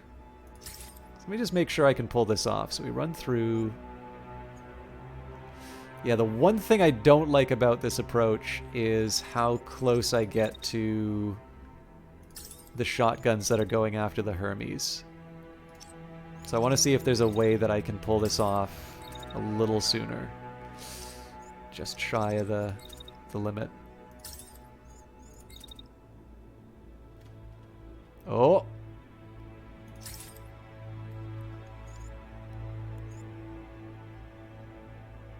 Alright, so the shot... Okay, so the attack starts just as the hit goes through. That's a really good bit of timing, actually. And what I'm going to do for seconds, although I might run into missile problems... Oop.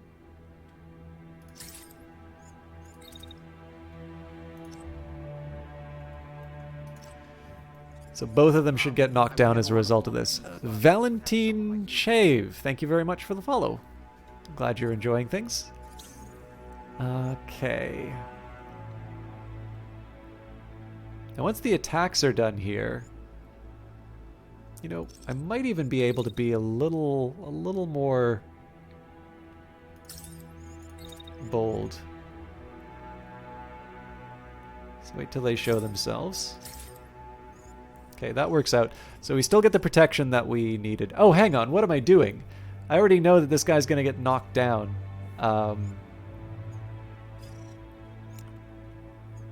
Well, okay. I'll set up... The worst that happens is I have a little extra heat.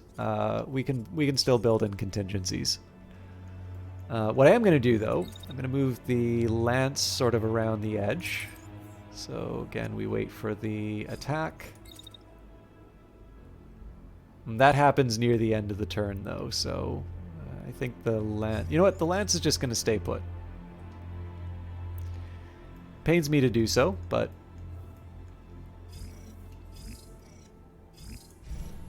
I really want to see how this goes with the Sleipnir, though, so... Trying to keep the missile... You know what?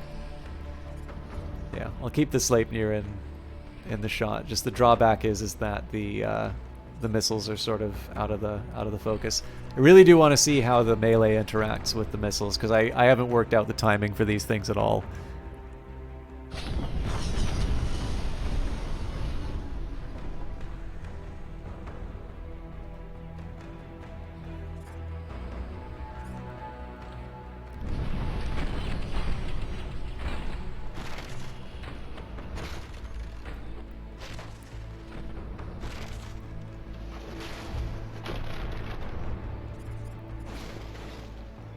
Ah, didn't quite make the dodge work. Okay, so missile landed here. Good news.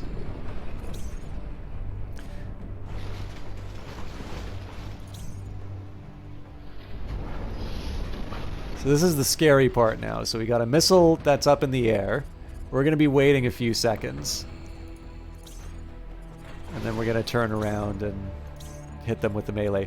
One really important thing here is that we've got some... You know, we do have some time that we've spent.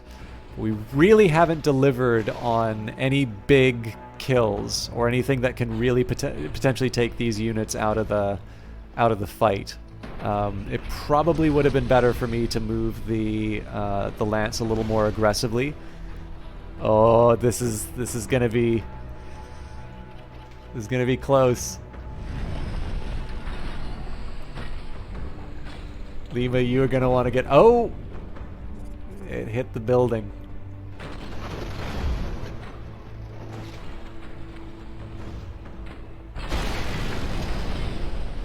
So yeah, these things are really tough, so we need to start bringing some more pain. Alright, so they want to hurt the Sleipnir, which is fine, because the Sleipnir can... largely avoid largely avoid consequences.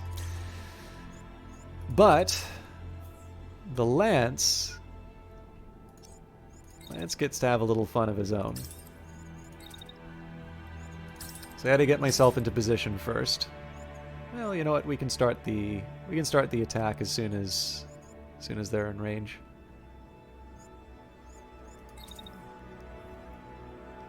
So wait the duration. I'll move behind. And as they got their back turned, we get another... So this should hopefully do a bunch of concussive damage to them. Right now I kind of want to be focusing on the... I do want to be focusing on this unit. Now, in the meantime, I've really got nothing for the missile lobbing is basically the behemoth's new job now. And the person on the top of my I don't like you list is this unit in particular. So what we're going to be doing is, so this unit sort of gets all the love from the rest of the Phantom Brigade. I'm going to move the Hermes to make sure that they can make the most of the opportunity. In fact, it might be an idea to try and get them on a rooftop.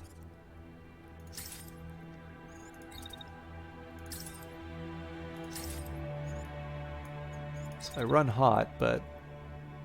Ah, see, that's the problem. I get into position, but I spend all my effort.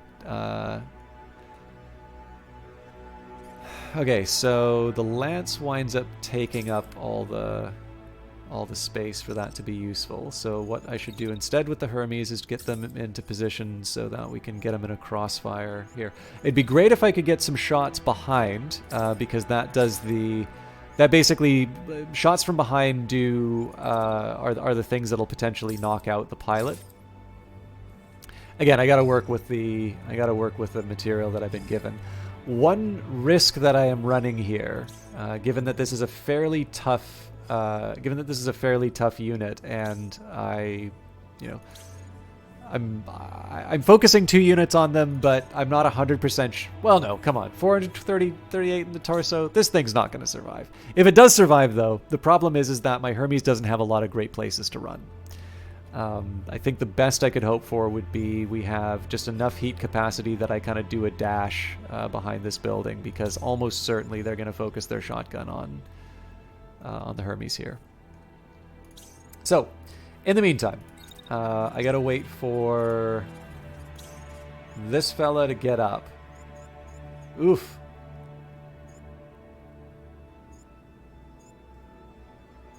.6 seconds. Okay.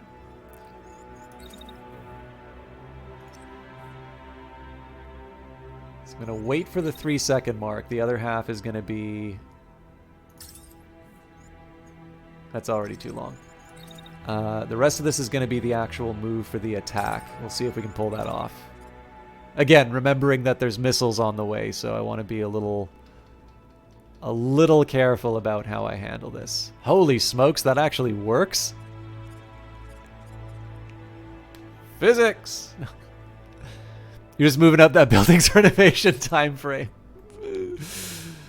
Yeah. I love just the detail that goes into everything that happens to the environment in this game. It is a... I don't know how much this gets... Like, so, if I were to give you, like, the elevator pitch for this game, it's actually the stream title for the very first stream I did of this. Tactics Go to Hollywood.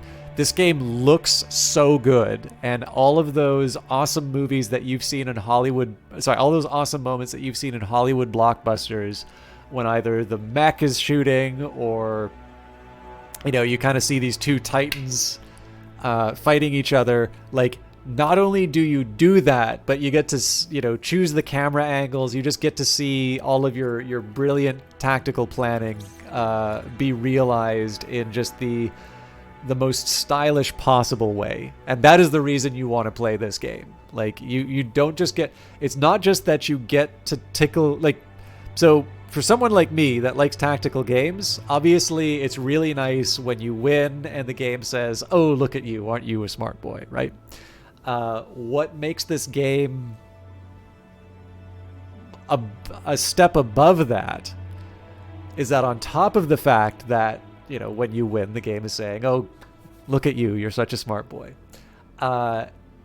it will say, oh, and by the way, you are incredibly badass. Look at this very badass thing that you just did. You know, and you get to see the spectacular show of everything that's going on.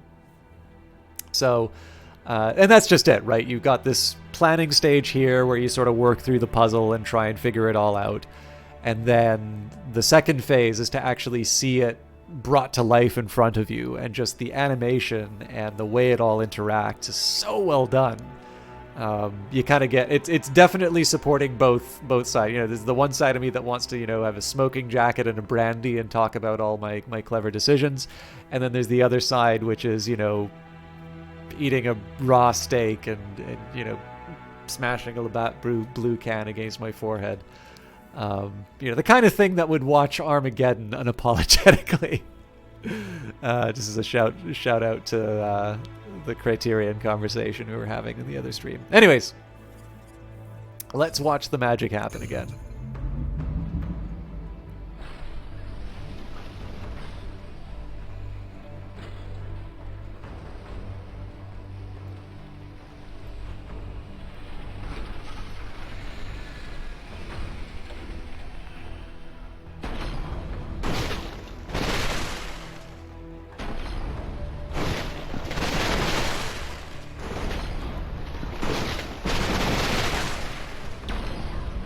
That's where my office was.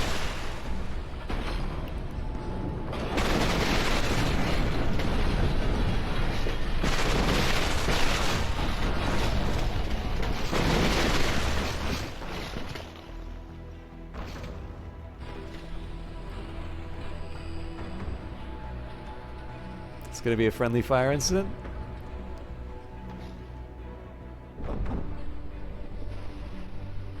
No, it's just gonna look awesome.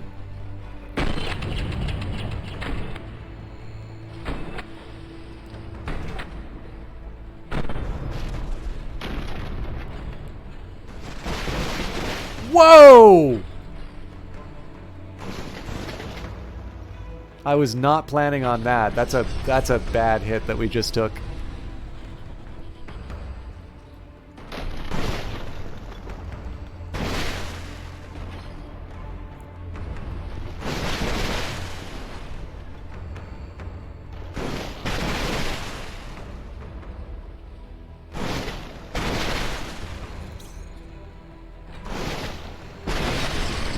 Alright, they're going to eject, assuming that they're not taken out this turn.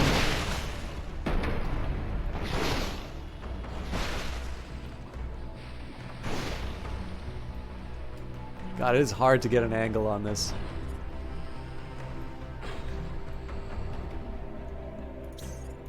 Wait a minute.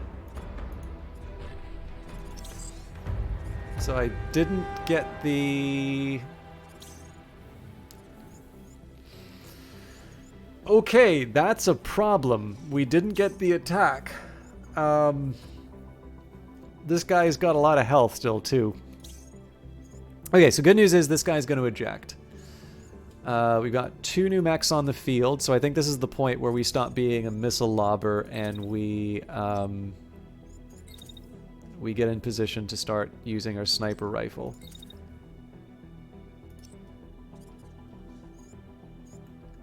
I wonder what's causing that fighting. Okay, it seems to be fixed for now.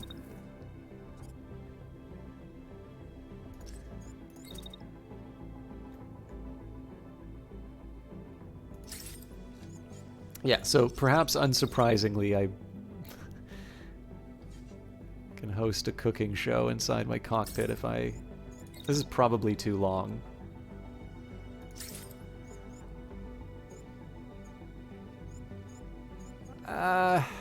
It is, but it's not as bad as you might think.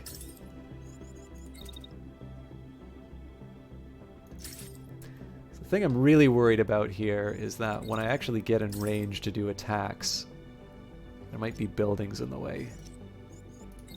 So if I just do straight up... Yeah. Tricky. Tricky, tricky, tricky. You know, I better hope I got this right as far as the distance is concerned, because I'm going to be useless in a couple of seconds. So I'm actually, other than the sniper, I'm going to completely ignore these two new arrivals, and instead I'm going to be focusing on trying to... oh, sorry, that's not entirely true. I might send the melee unit to go deal with them, because it looks like this guy wants round 2, and we took some pretty devastating hits to our legs. Okay, on second thought, I'm just going to hide behind a building, and I'm going to get my friends to go and clean up the mess.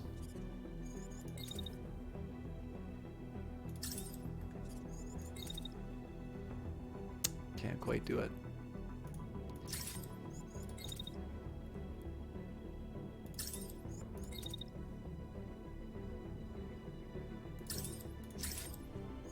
I would have loved to have done this in a slightly different context, but the important thing to me right now is getting the damage done as opposed to getting ideal damage done.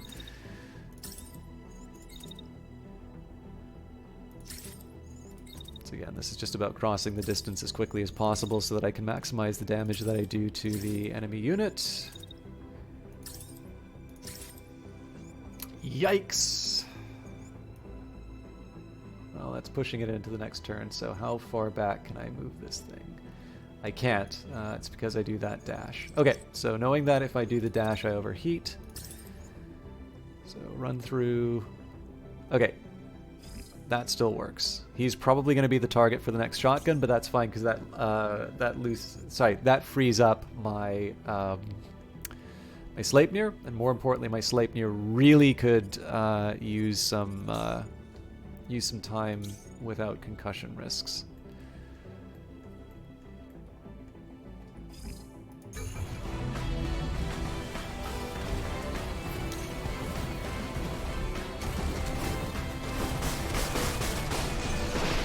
Alright, great. They're off the field. Command of the base is circled around to the perimeter. We're ready to pick up the squad if needed. Alright, so there's going to be a couple more rockets hitting. I think we actually got hit by the blast. Oh no, looks like it's the last rocket.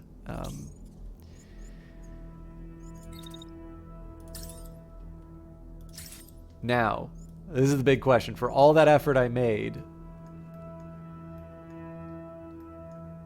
do we actually get the results? Oh.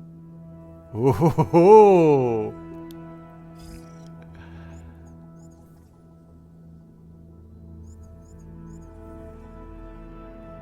We may indeed. I suspect. So both of these are sitting on sniper rifles. Yeah, so I'm like a prime target up here. I think I just might have screwed the Polaris. This guy's going to eject because they don't have any weapons left. Looks like they want the lance. There's a couple ways that I can handle the attack on the lance. One, I can sort of keep them back and just generally... actually, you know what? That might be smart in this case. So I run around the side, duck behind the building for an eternity, unfortunately.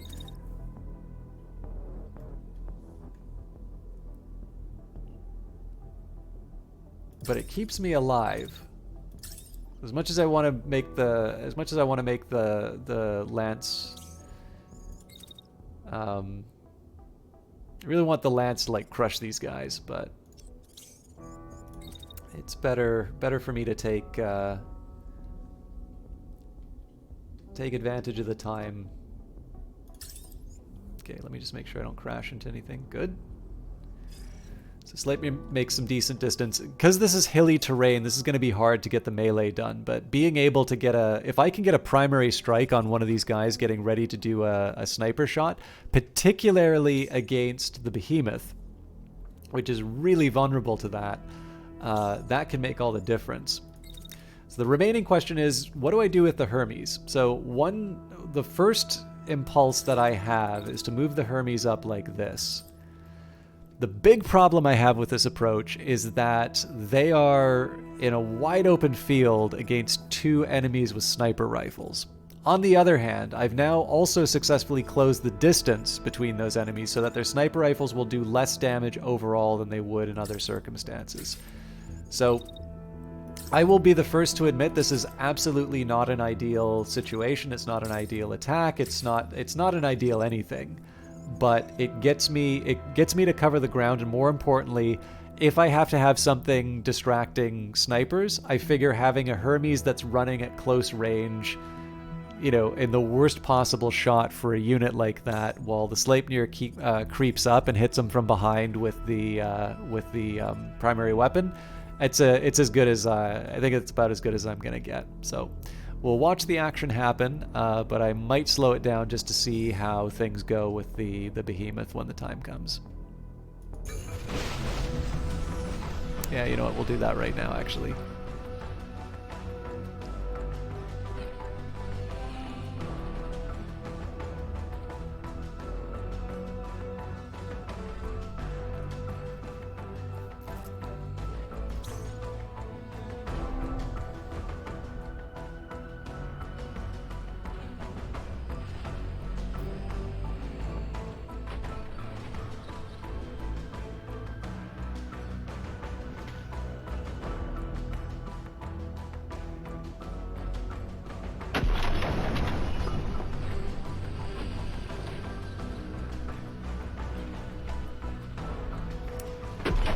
Stationary target. What's your excuse now, Polaris?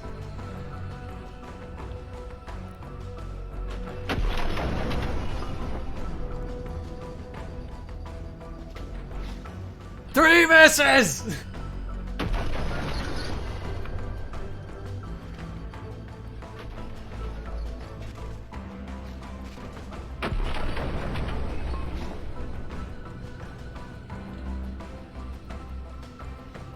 Oh my god, that's 4 misses, and that should have been an optimal shot for them. Okay, no damage on the lance, which is good.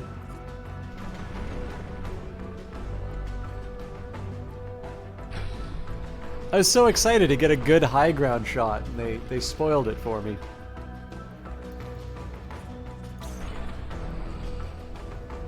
Lima's also looking a lot better for the concussion, so I obviously don't want to run into a case where where they ever get to that risk again, but okay, perhaps unsurprisingly. Oh, I completely forgot about their secondary weapons. That's a missile launcher that's they're running straight into that. Launches missiles across long distances, effective at eliminating groups of targets and units behind cover. It's rapid fire. Well, we'll see how the rapid fire works. Okay, I have a really clear idea about how this is going to work. So I'm going to run straight to the left. And then I'm gonna dash, and then I'm gonna run up. And in the meantime,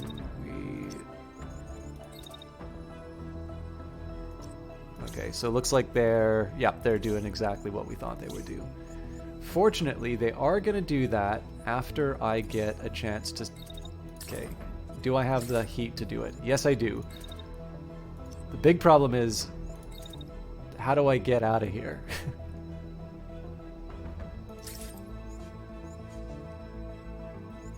This is just too dramatic to do. I mean, we're burning up doing this, but this is too dramatic not to do.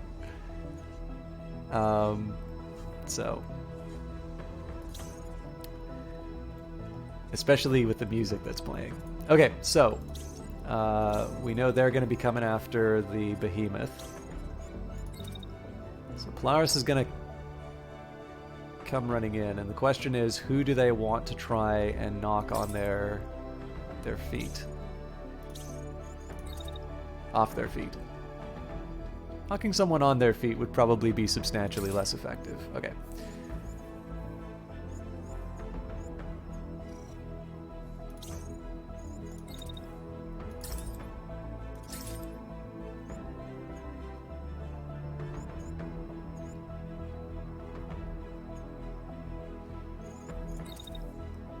So here I'm just kind of trying to outrun the missiles. I don't think I can get away with a second, yeah. Maybe short range? I still see that overheat sign. You know what? We're still going for it. And then the big question is, how do I get the lance involved? So probably a dash for start. Oh no, I gotta get around the corner. Probably dash for starters, and then the big question is, do I get them involved on the open field, or do I get them involved in the city? I think I'm going to try the open field, for the simple reason that the city's going to get a little crowded by the end of this. Okay, so we're going to wait a nice long time to cool down. Actually, no, we're gonna cool down the whole turn. Sorry.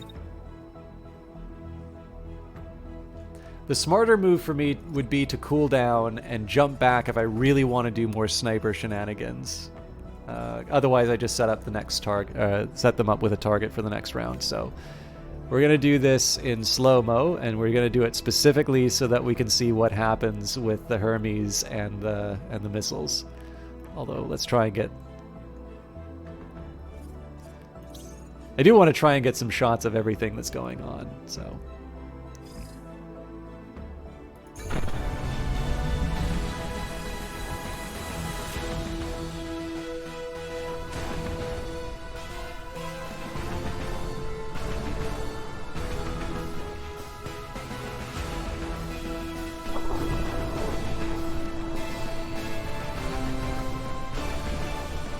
Still missing the stationary target.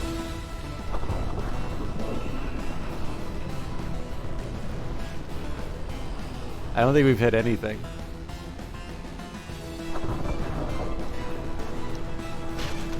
Okay.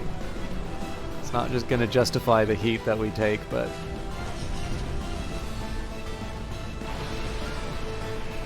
Oh. It took him out, though. Oh god, I really want to see how this goes.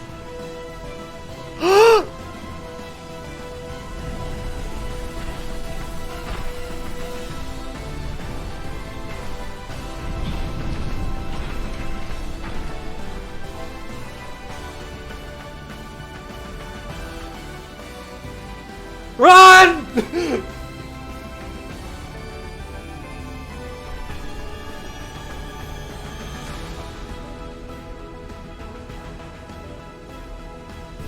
Yes!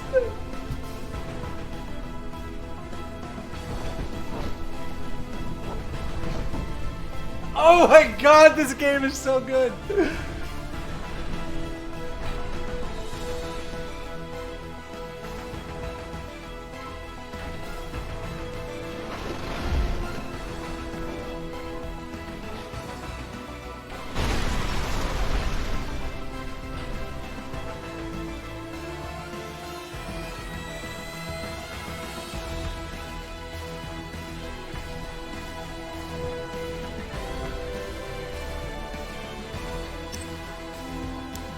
That was the perfect Phantom Brigade turn. Oh god, I was... I had the biggest grin on my face as he was outrunning the missiles. I genuinely thought he was going to get hit by one of those. Oh god, I love this game so much. Okay. So, this guy's cooking inside his cockpit, but most of it will be regenerated, so we're in good shape there. I was razzing him over the aim, but we got what we needed. So I need to bring him onto the field. Oh, all right. Yeah, so more missiles on our way. Well, you know, I got some solutions to that, though.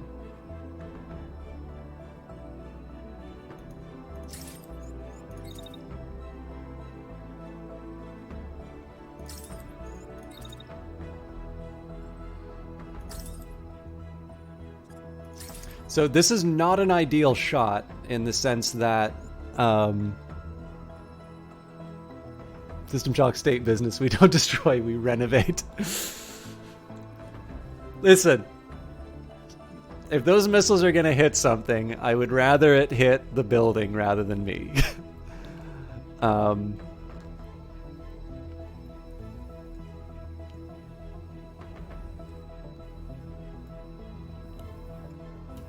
God, I'm still like You can still see the smoke from the missiles. I'm so happy about that turn.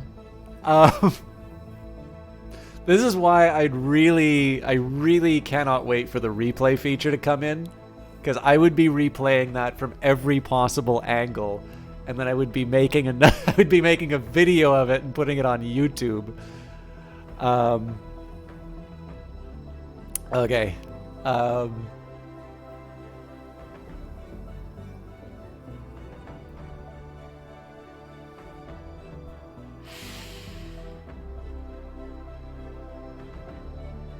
I'm just trying to think of the best way I can handle the rockets, because once this guy's done crashing, like we can set this up so that we smack them as soon as. So okay, I want to set this up so that I hit this guy with another knockout blow at exactly 3:30.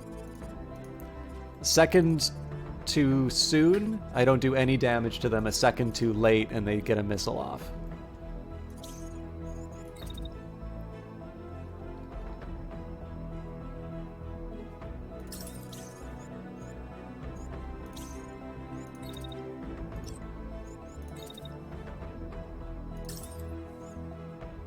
So this is already too late.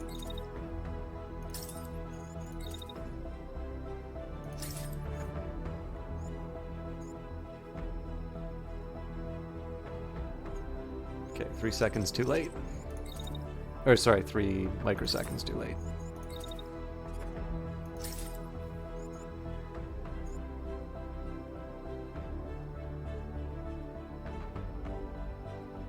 I think that's about as close as I'm going to be able to get it.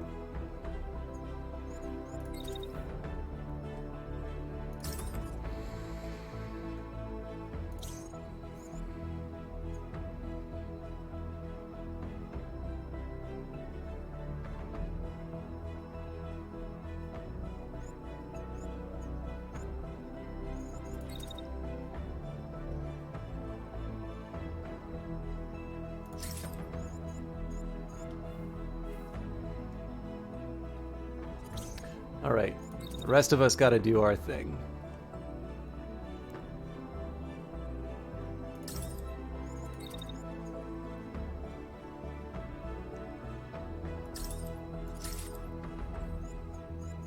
So the biggest role for the Hermes here is to... I wish I could cancel that attack, because I'm overheating for really no good reason. So the role of the Hermes is to do the maximum amount of damage possible on the enemy unit. Ah, my heat's betrayed me.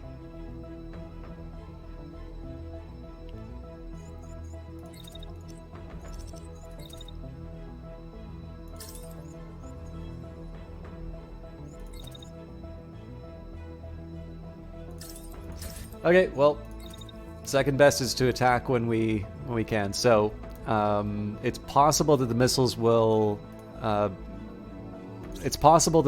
fire before we can do anything about it.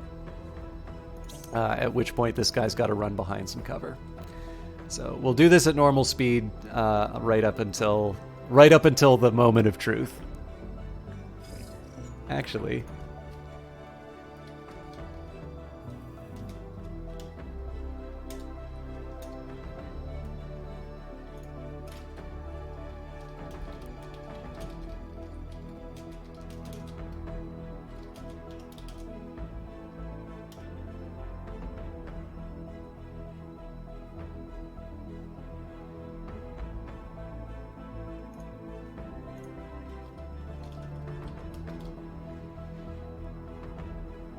Oh, sorry, not a poll.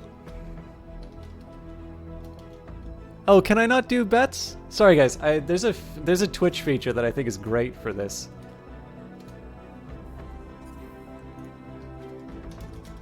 Oh, it's predict, probably.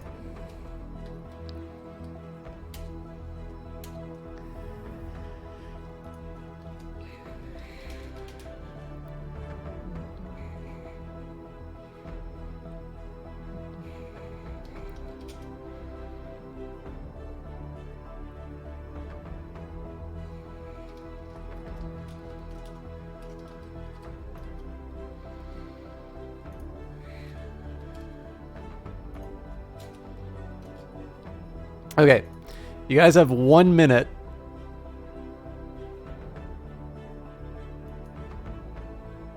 Confirm prediction. You or not mod must confirm the outcome within 24 hours of the end of the prediction submissions. Once you start a prediction, you cannot change it except to delete it or close submissions. If an outcome isn't selected or prediction is deleted, all channel points will be returned. Got it. So I got to figure out how it goes. Okay, so this is the first prediction that I've done. The channel points have now been renamed to system stock. I haven't put new tiers inside, but for the next minute, you can use your channel points to bet on whether or not the enemy will successfully fire a missile. So the conditions for this are, if a missile fire, like if we see it launch a missile before it gets knocked over, then that is considered a successful firing. It doesn't have to hit. If it doesn't successfully fire the missile, then that's the no option. This is largely for fun. I don't know if anybody's I can predict. Nope. Submissions are closing. 5, 4, 3, 2, 1. All right. Well, let's now watch the result and see.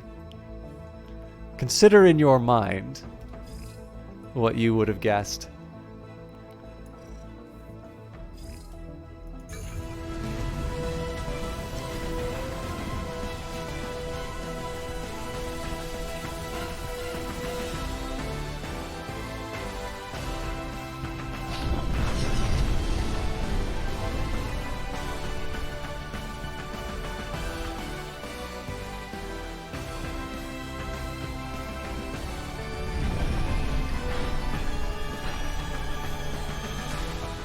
I'm late.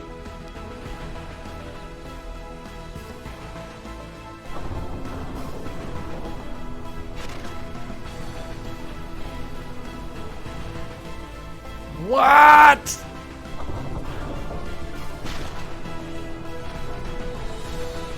What happened there? All right, well, they didn't just get a missile off, they got the whole batch. The yeses have it.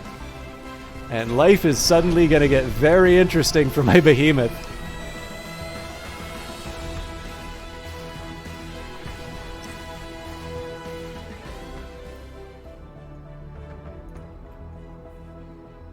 Well, there's a reason why I made this guy run.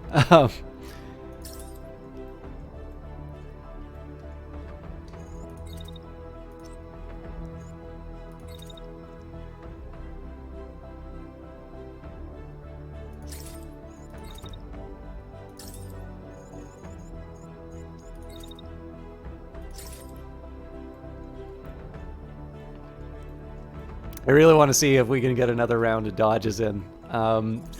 So I'm definitely learning. Holy smokes! I almost lost my arm off of that. Okay, I'm taking the Sleipnir out of the fight. They seem to be more successful at.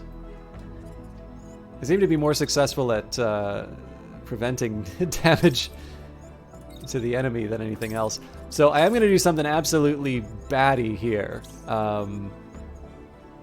So I'm going to do that thing I wanted to do at the 2.5 minute mark. I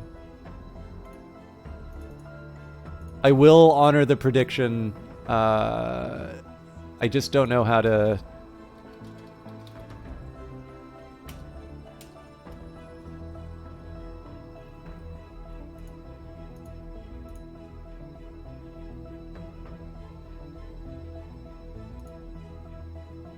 There you go. All right, now I know how predictions work. If anybody wants to start a prediction thing, let me know, and I'm happy to start using that feature more.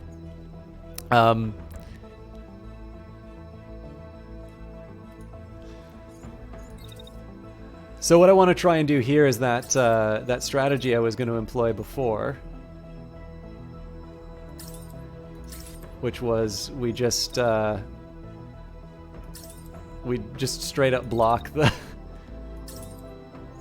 the missiles.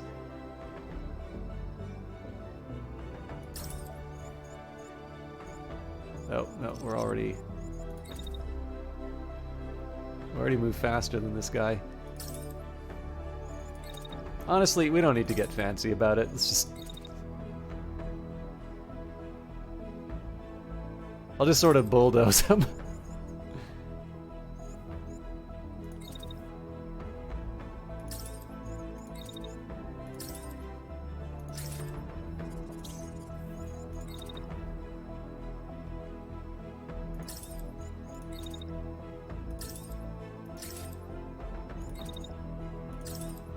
So I'm trying to get as many back hits on this unit. Same reason as before. It'll maximize the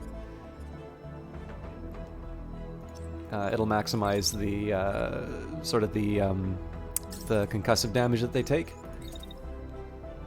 The remaining question is, where do they land after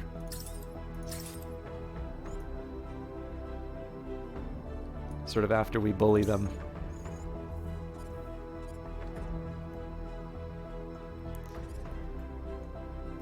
Okay, I am genuinely curious what happens, but for the first 2 or so seconds, we're going to be following these missiles and see what happens to the behemoth.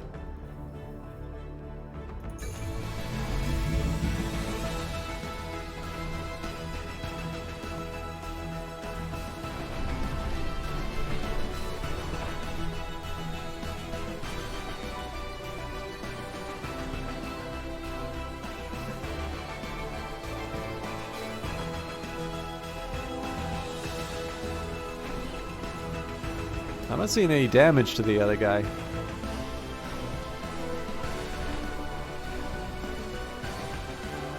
They are coming in hot.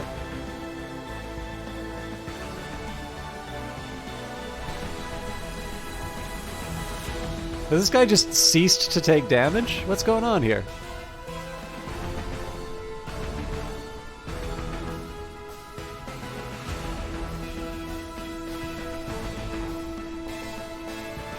We have to get hit by this.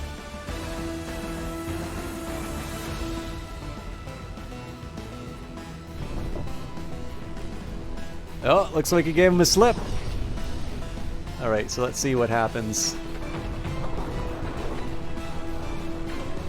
This guy is taking literally no damage. Oh, now he is. Alright.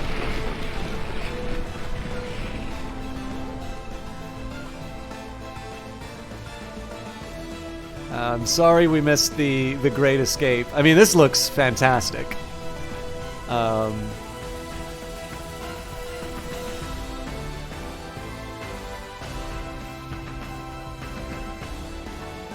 Yeah, it does look like using your shield to block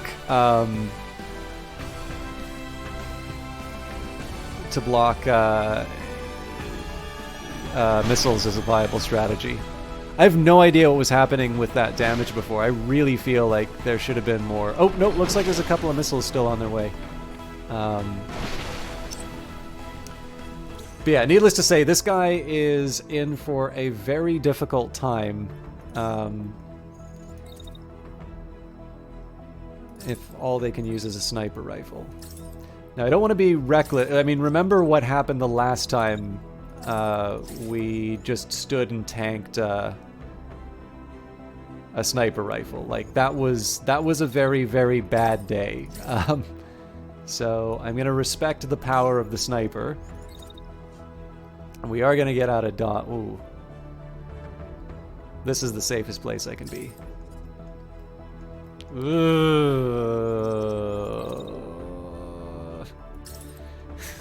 Doesn't feel very safe, does it? Oh no, this is fine. It's only missiles can. All right, then we'll pop out and let him know how we feel about that particular maneuver.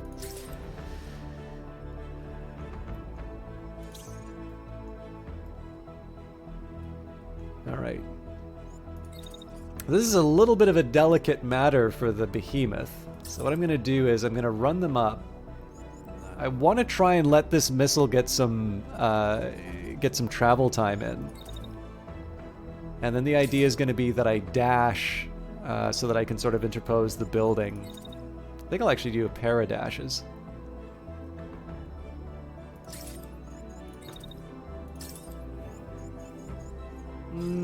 It's not exactly the most convincing evasion, is it?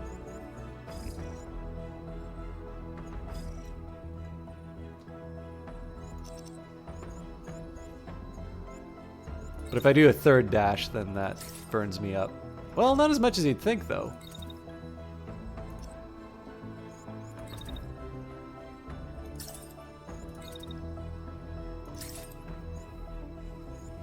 I mean, I'm running ridiculously hot, and I'm not really going to be all that effective, but it's going to be fun to watch him dodge missiles.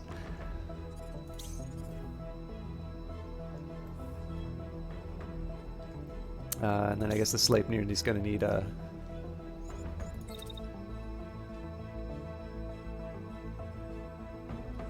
Let's put the Sleipnir behind a big building in case any madness happens. All right.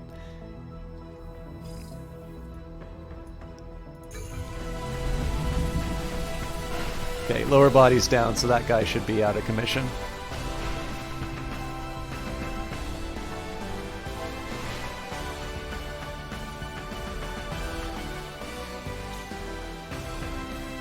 Okay, so the distance is definitely closed, but I think it's going to have the an angle that's not favorable to what I'm going to be trying. It's going to turn around and be able to hit me in the back. Mind you, we are going to do a dash right around the time it comes in for the kill, so let's see how this turns out. Okay, so it's going to pick up speed now, unless it crashes into the side of the building. Yep.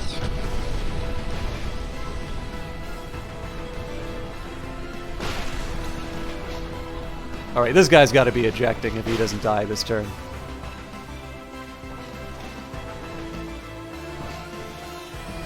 Dodging missiles is probably the most fun that I'm having in this game so far.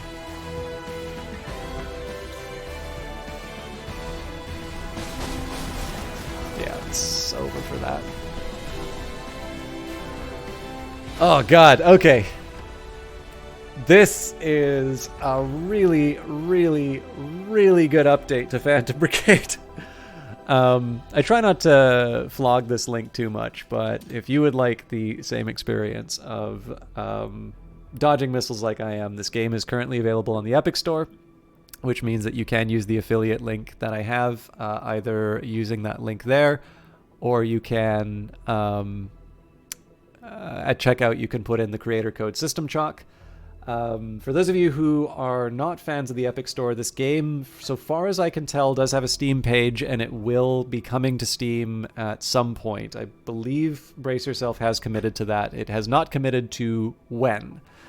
And of course, the usual caveats apply. I was given a copy of this game for promotional purposes from Brace Yourself, and obviously I see a little bit of money if you do decide to use that affiliate link.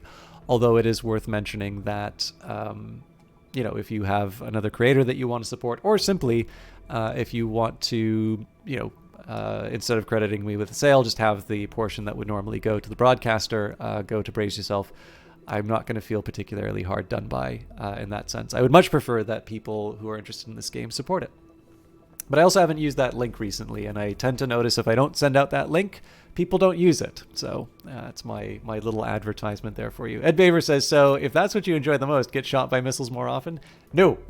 I like winning more than I like dodging missiles. But I am not going to lie. Like, definitely being able to put the game down to the slowest speed and watch the missiles come in and to have the whole is it going to hit moment is by far some of the most fun that I've had in the game for a while.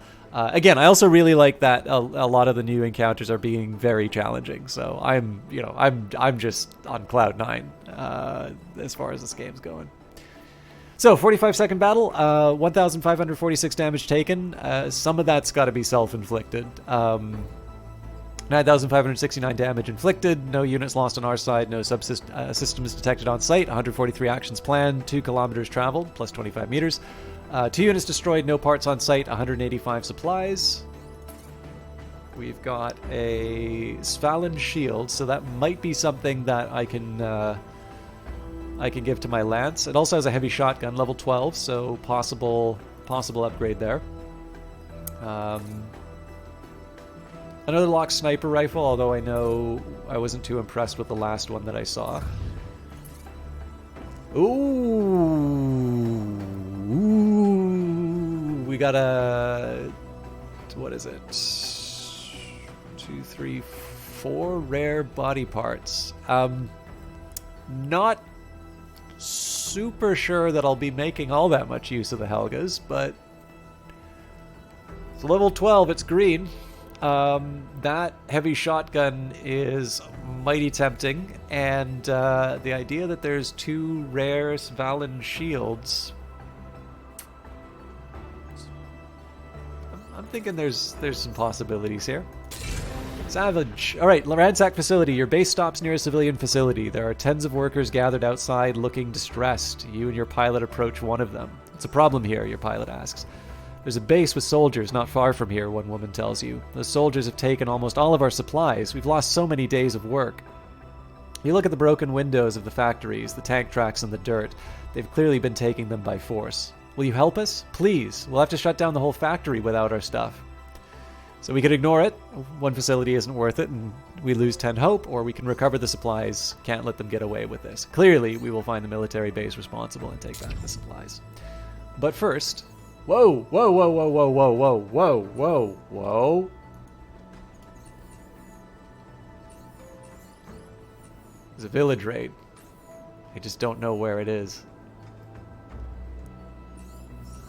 Oh, right here. Okay.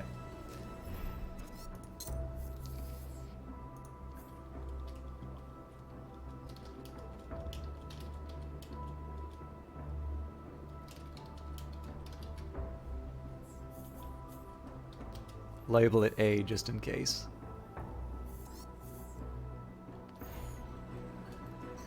Okay, so we're gonna lose 6 hours to... We're gonna lose 6 hours to salvage. However, we'll have 3.5 hours to make it to the village. I'm thinking that will still be enough. Wow, that was a quick repair. That's gotta be the slave... Oh, it says it's the slave new.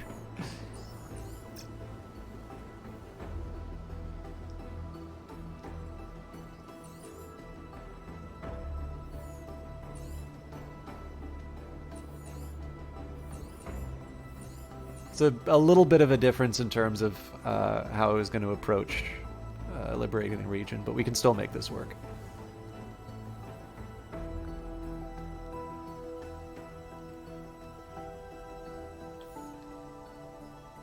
There aren't any other... Oh, there we go. Let's get on. I'm assuming this is the village they're talking about. I didn't originally save to see whether or not this is... Oh! We're going to be cutting it close if this is the...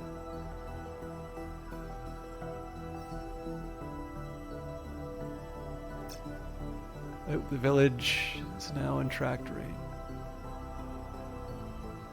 Village raid successfully concluded. Oh, razed to the ground. The base approaches a quiet village. Many of the houses have shattered windows and broken doors. You can see scorch marks from fire. You and your pilots get out to look around. You eventually come across a group of people who are helping to collect the scattered belongings of one of the villagers. What happened here? Your pilot asks. One of the women helping looks up and she points towards the deep tracks left tanks and mechs. We were raided, she says. Her voice is thick. We tried to look for help, but no one came.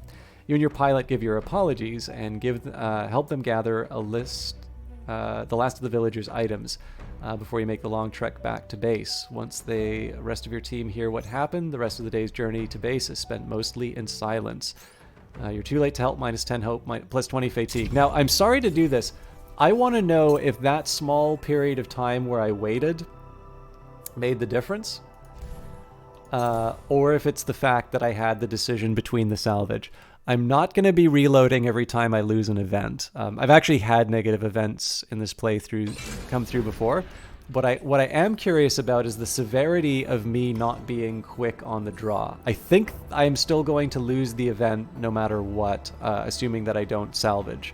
And the salvage is potentially good enough that I would be willing to let that happen. But I am curious whether or not the game is forcing the decision. It's especially interesting that it's so close that you decide to move on. I suspect this is very intentional, but I do want to see. Basically, I'm gonna spam this this button. Actually, no, it's probably better that I just pause when the time comes.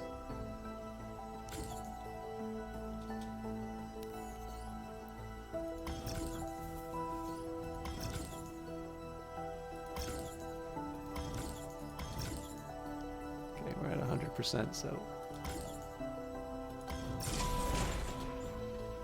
Alright, so this is the best possible time that I could make.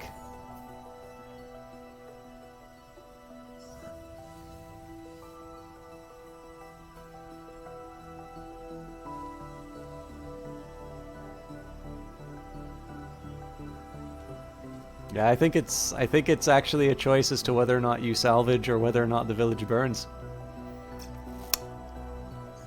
Cool.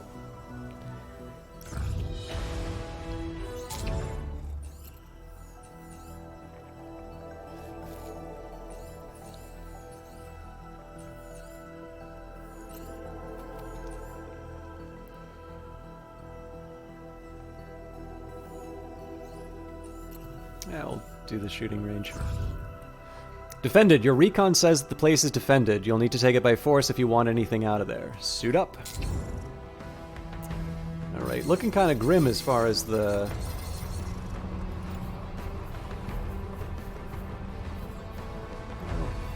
I mean, Kilo and Foxtrot are getting a little bit better, but it's still quite low. So...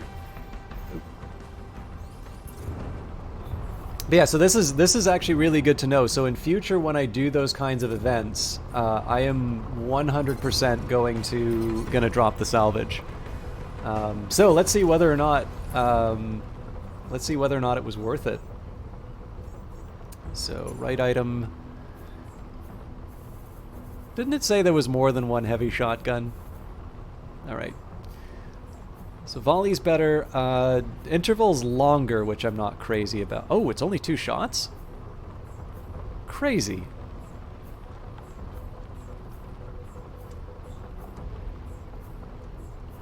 I'm gonna give this one a shot, but I'm not gonna change the colors yet. Alright, the Svalin shield. We've currently got a gray one, so these greens should make the difference. So for base levels, this one's got a higher... this one has a higher base integrity unless it is the basic plating that's making that go up.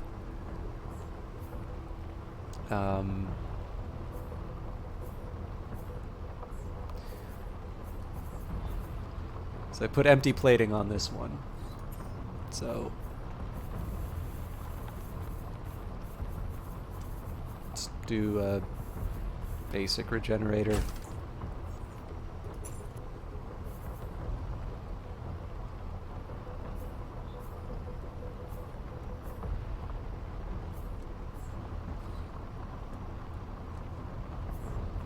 Sorry, I should have done a better comparison. Okay, so if we say empty plating on this one, it's 1485, 270.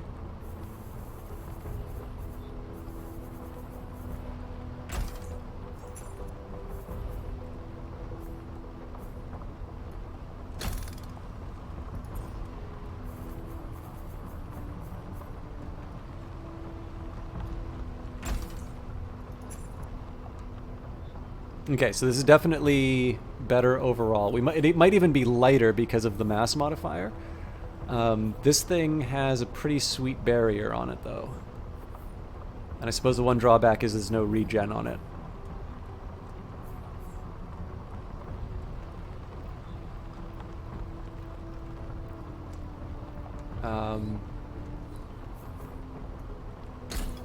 So for pure curiosity...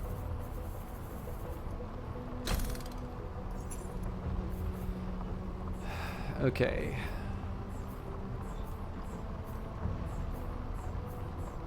So the question is the extra... Honestly, I don't think the extra barrier is really worth it. Oh, but I do need to do some important things, so...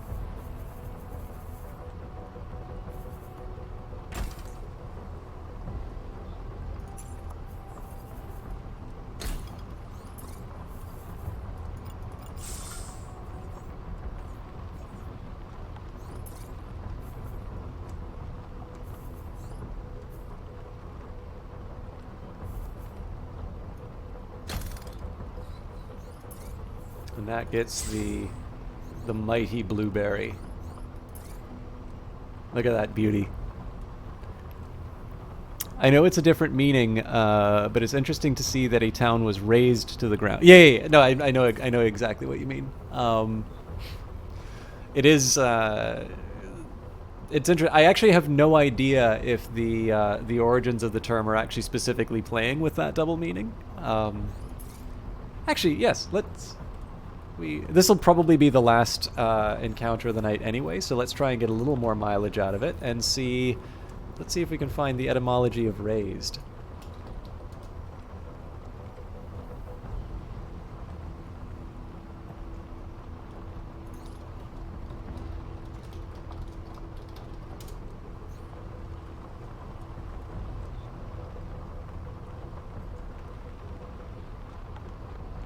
Cambridge Dictionary.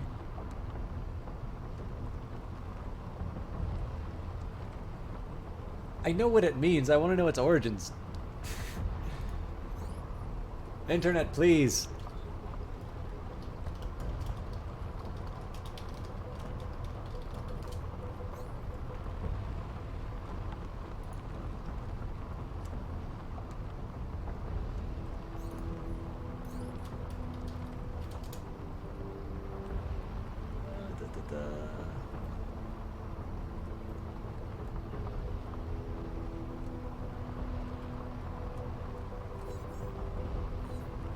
I think that's behind a paywall.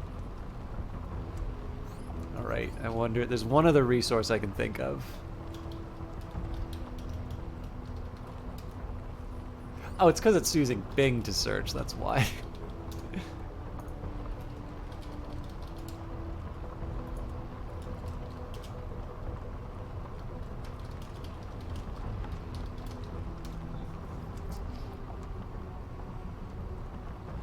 No, it's actually that.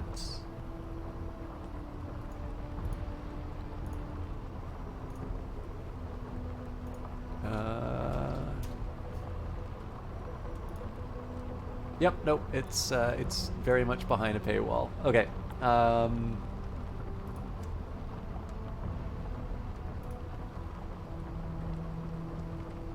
Yeah, lots of pay us and we'll tell you. Oh, here we go. From Lexico, powered by Oxford. Middle English, in the sense scratch in size, from Old French raiser, shave closely, from Latin ras, scraped, from the verb redere. So, now we know the etymology of raised. I hope this was enlightening to you all. I was interested. Okay, back to the task at hand. So we've got a better shot, presumably better shotgun. I've not yet christened it with the terrifying blueberry livery. Upper body. We're currently rocking a Vidar H. We got excellent hydraulics on it. All right. So the real question will be, can I find something? Stream was brought to you by the word raised at the number 5. Is there a way that I can get this to... Maybe? It's got an excellent reactor right now. Now this is actually a tricky part because... Okay, I'm gonna... This is actually going to require some setup because I might be able to move this to a better torso. So my mass 35, 48. I suppose the real number I care about is my speed. 15, 16. So the reason I'm doing it this way is that I only have one overdrive core, so I gotta switch it out. Well, no, actually, sorry, there's a better way that I can handle this. If I just make my core standard, so I'll take my Helga, I'll switch out the mobility for excellent hydraulics if I have them. So I believe that gives us the sort of apples to apples comparison I'm looking to do. And then I lost my VDAR. There it is. Okay, so this thing's sitting on a standard core, excellent hydraulics. Standard core, excellent hydraulics. And what are we looking at? So lower overall integrity, a little bit better barrier. So the net, okay, so the net defensibility is higher. Mass is better. Heat dissipation, not so good.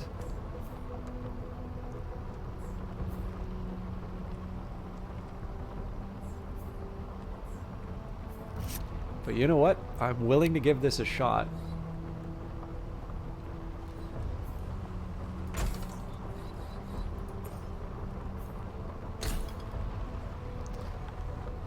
Ooh, that heat capacity though. It's still worth it.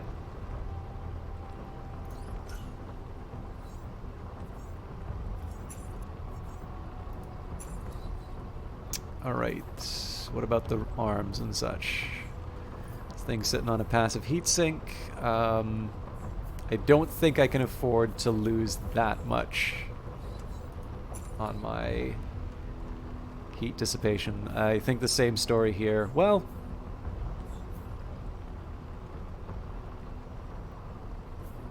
ooh. The Helga legs though. Wait, these pretty much strictly dominate. So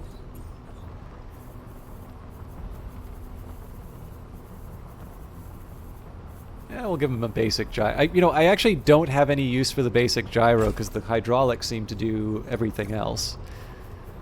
So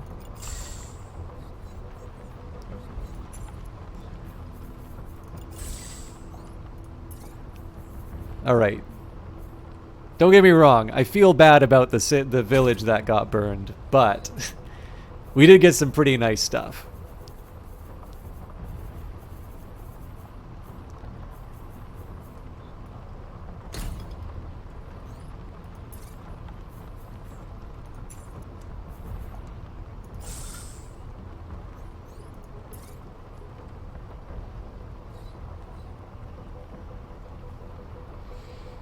Okay.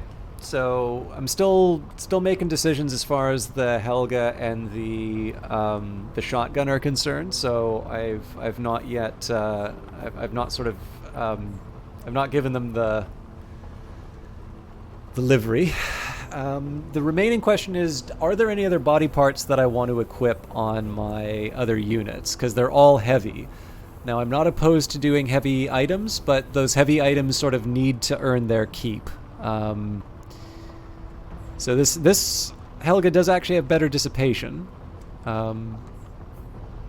Perhaps to my surprise?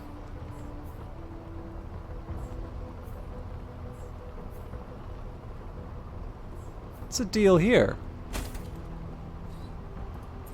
So if I give you excellent hydraulics, what happens?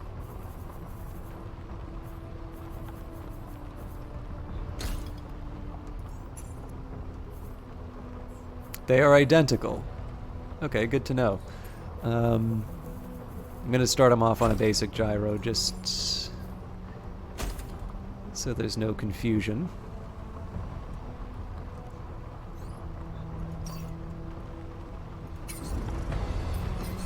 Okay, Behemoth's the most likely one to wind up with some better like arms and legs and such.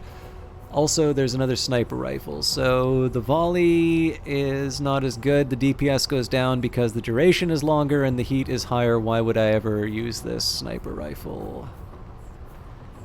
I would sooner use this one. Beefy arms. Do I want to give you a beefy arm? Your mass absolutely explodes, even with hollowed plating. So this is a light arrow arm. So sorry, I forgot to take out the hollowed plating.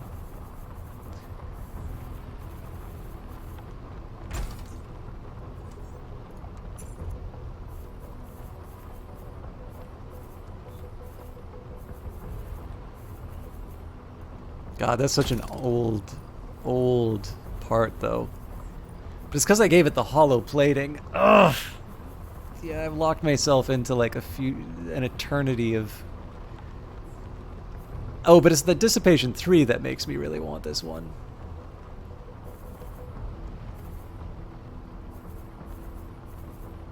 Yeah, okay, I know why I'm keeping that arm. That's not so bad. Okay, lower body. So I've got Blackbird legs right now. They've got really good dissipation. So do these, though. Okay, well, this is an easier comparison to make. So I'll just throw hydraulics, excellent hydraulics on it, just to see what happens, and it should be a straight comparison between the two.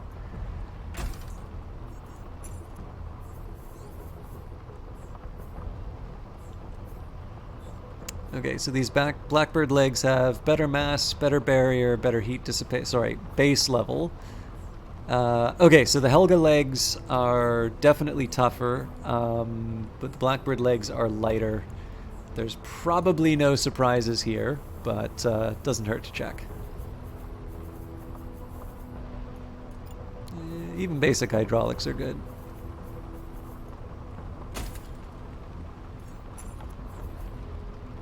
Alright. So the remaining question is there anything else for me to check here? I don't see a situation in which the Hermes or the Sleipnir get these, or get heavy parts. So, let's go to the shooting range and see what happens. No identification received. Targets continue closing in. Reinforcements needed.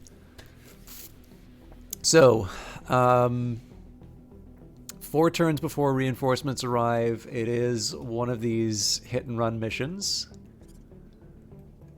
What are we up against? An autocannon. Okay, 2 autocannon. Ooh! This is a new one. Missile launcher and a shield combo. And it's a rapid. Okay, so who do they hate? The Hermes. God, this is going to be so much fun. Okay.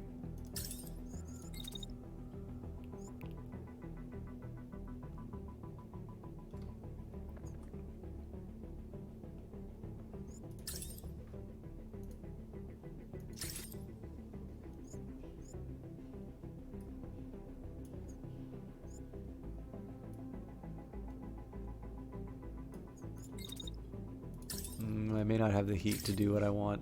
No. Okay.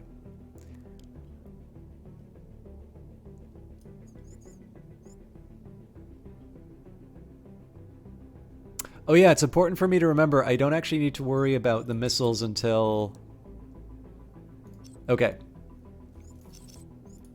There's an adjustment to the plan.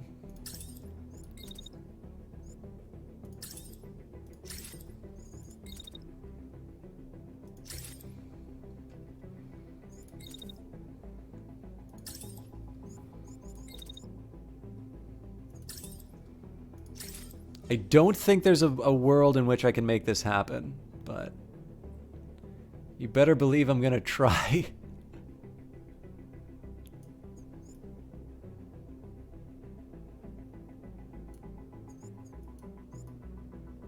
Holy smokes.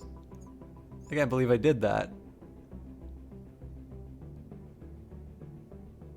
Okay, so let's make sure we get this. I want to make sure I get this done right. So this is really just firing because I can. So we run up to the guy. He starts firing his missiles at 174. We continue running towards him. Holy smokes. Am I really doing that for a full second? I gotta do it. It's bold. I think I will probably be hit by the missiles. but it'll be fun. Okay. It's really tough to figure out what I want to do with my melee unit.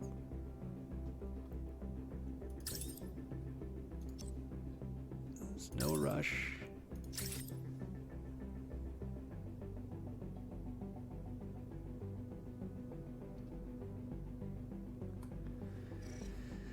So the ideal move for my Sleipnir...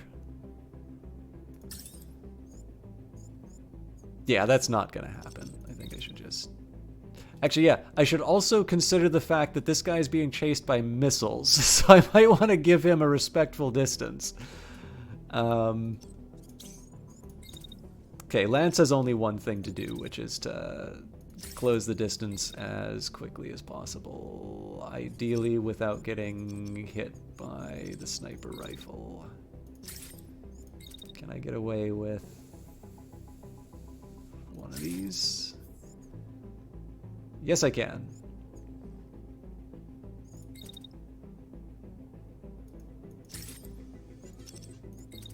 Okay, you know what? I think the right thing for the rest of the team, honestly, is to... Oh, okay. Yeah, I think the way I really want to be spending this turn, if I can...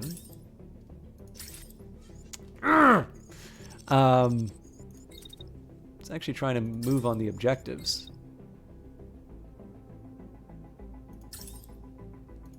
Okay, it's not an ideal hit, but I'm at least able to get some extra damage on the mech. So yeah, rather than trying to get fancy about it all, I think what I'm going to do with my Sleipnir, just going to take advantage of its speed.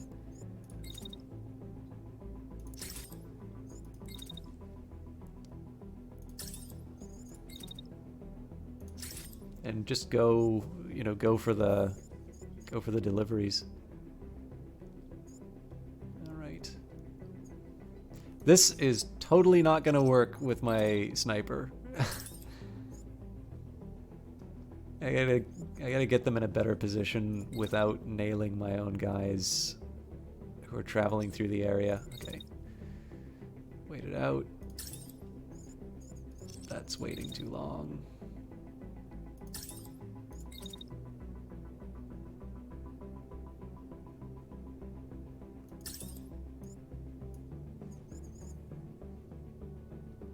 All right, look, there's no rush, so...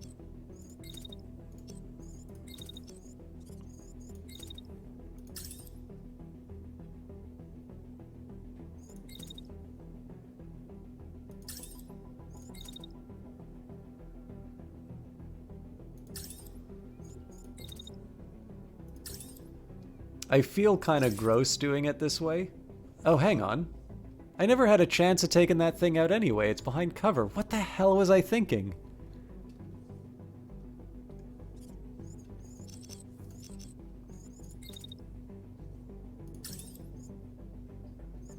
Okay, I know I collide with my own guy, but...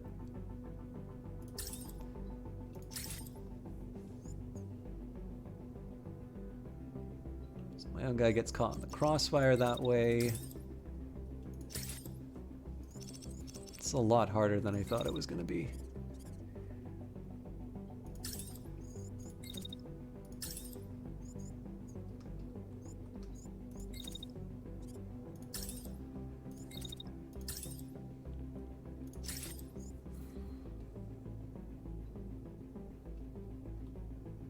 Ugh.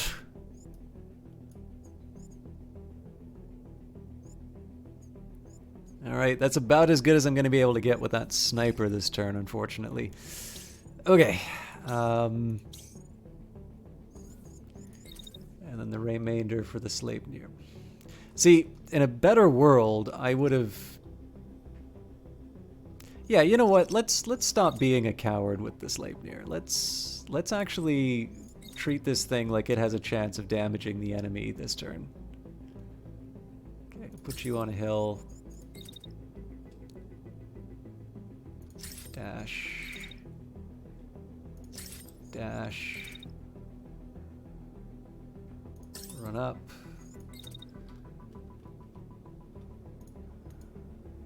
Almost.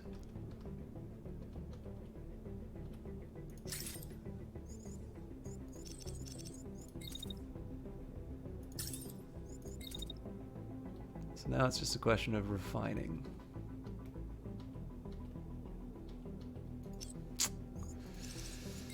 Tricky. That's all clear? I'll take it. Yeah, but the hit doesn't happen this turn. I've been burned by that before.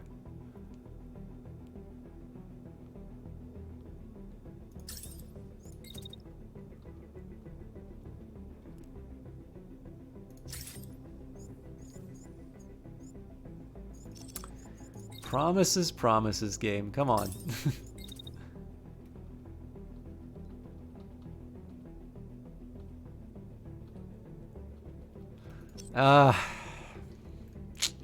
The terrain's...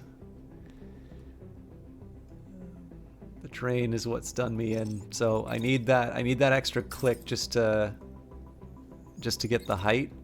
But if I do that,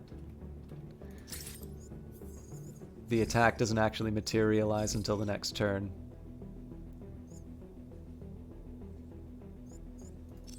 And the thing is, I actually don't really think that's worth... I don't think that's worth the shotgun that I know I'll get.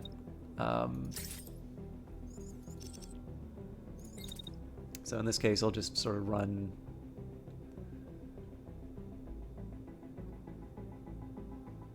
I wonder if I can run ahead.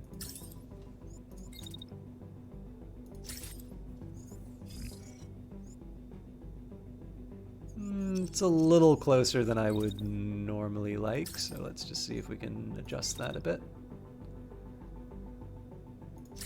Okay, so run ahead.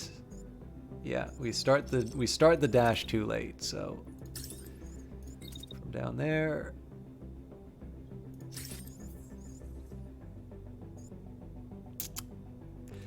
I'd feel a lot more comfortable with these moves if it wasn't a shotgun at close range that was making that happen. That's more like it.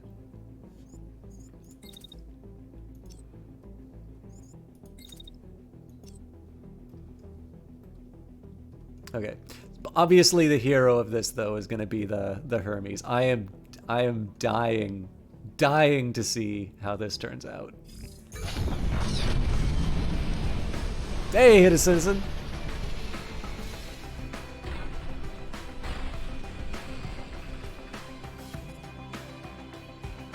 Oh, this is a new song, I think.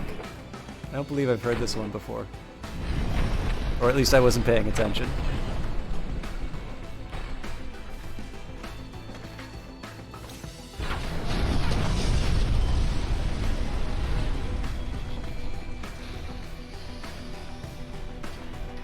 I did not know that, Hidden Citizen. Where did you learn that? Alright, this is the moment of truth.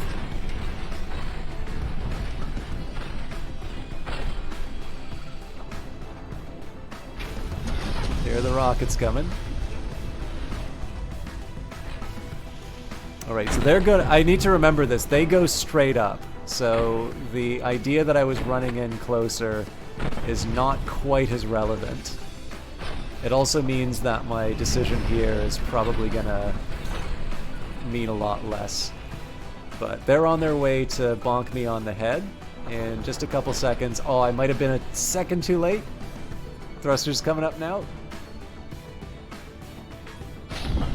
Adios, suckers! And I get hit by my own sniper.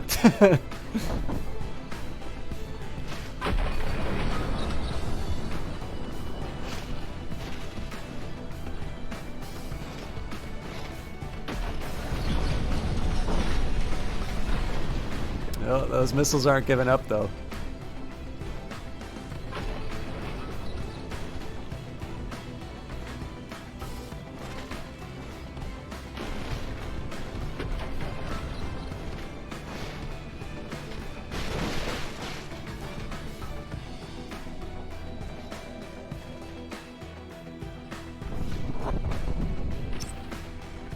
I saw a professor on Harvard lecture on it. That's really interesting.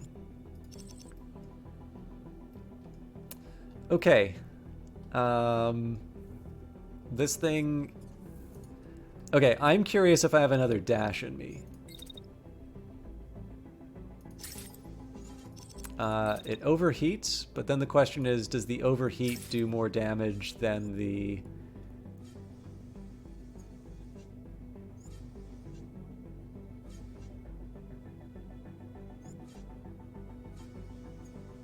Okay, this is going to be a super risky play. My plan, actually, you know what? Let's just be straight up with it. We're going to charge the tank with this.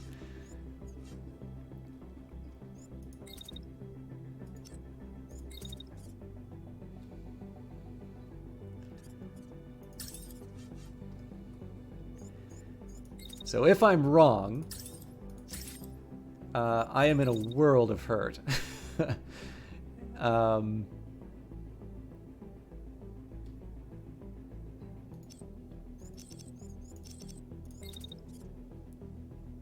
And if I'm right, then what happens is this thing gets knocked back and it actually crashes into his ally here, which is exactly why I'm doing it that way. Okay, so this guy is going to launch missiles at...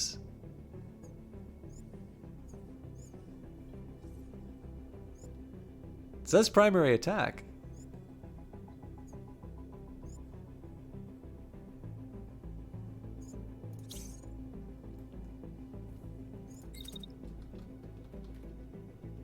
It's got to say different. Yeah, it's going to be different heights.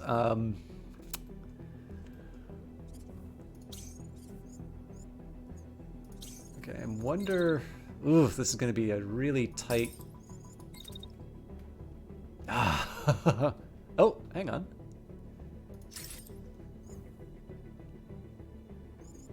Okay, so let's say we cancel the movement. Okay, so the shot finishes. We overheat, but that's life. And then we go to claim the... prize. No, not you. You.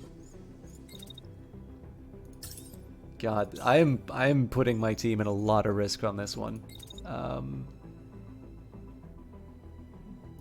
But it's awesome risk. Okay, yeah, no, they're definitely firing that missile. Okay, so this is going to make life interesting. I'm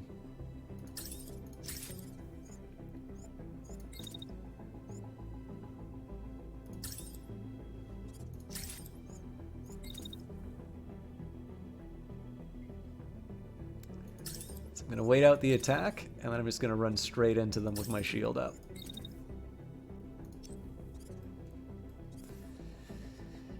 In the meantime, my sniper's got to have something to do. This probably... Oh, no.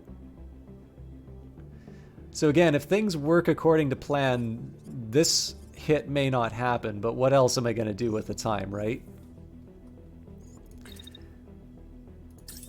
I suppose as a secondary measure, I could launch a missile at somebody.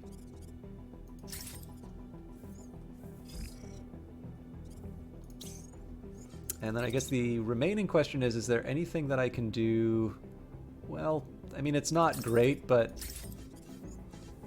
just on the odd chance I get a chance to let out some of my frustrations. Okay. So there's a lot that's happening that I want to see turn out, but I am curious at the outcome of Golf's little adventure. Yeah, we get hit. Oh, we don't!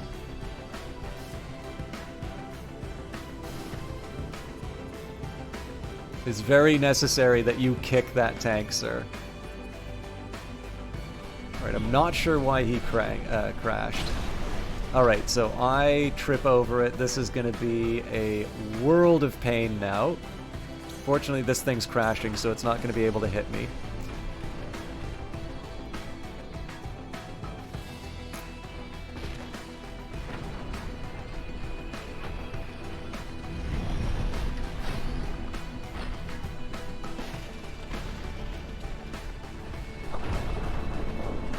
Missiles did successfully launch. At least one of them did. Jesus! That's the most violent sword swipe we've had so far. Okay, that thing's down.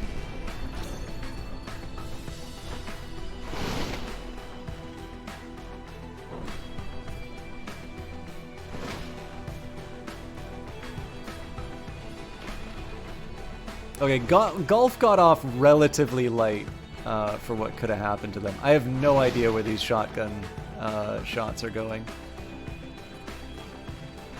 But I am going to have a little bit of work ahead of me in terms of cleanup from this this adventure. Where's this missile going? Because it looks like it's coming after my... Oh no, hang on, that's one of their missiles. I'm sorry, I failed you. Ah, it just bounced off the armor. Yeah, that's our missile coming in. The drone has a rough location of the crate, but we're going to need a ping, another ping to ensure it's picked up. Stay at the location to finish this. All right, so we're ready to go right away.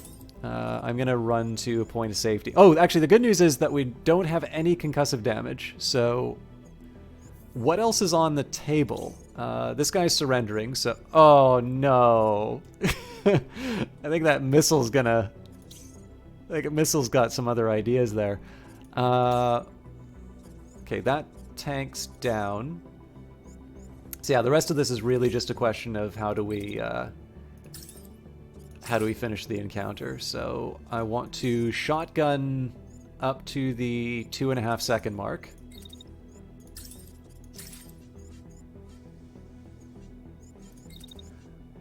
I'll have time to cool down when...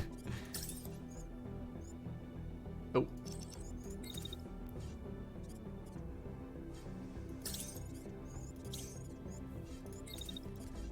Figure I'll have time to cool down when the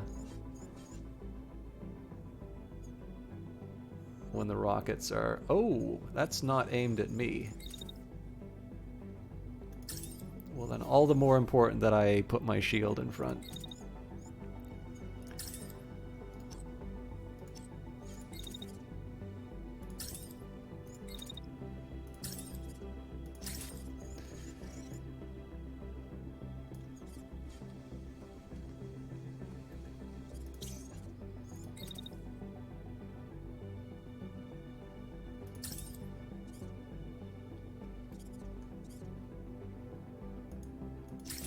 I will confess I'm not sure this is the smartest decision I've ever made, but the Lance is a big boy, they can take it. That's the only justification I have. Alright, let's watch the magic happen.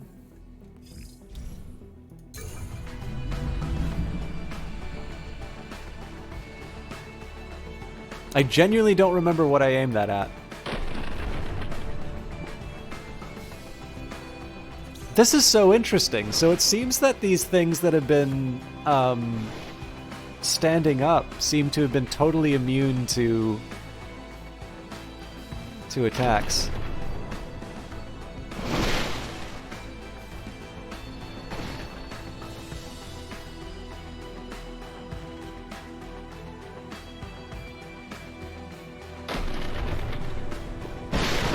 All right, he's down. Let's see where the missile goes. Oh, I'm so sorry. Quick, quiz. Raise the white flag. No. No, tank. We have so much to live for. Don't do it. Surrender.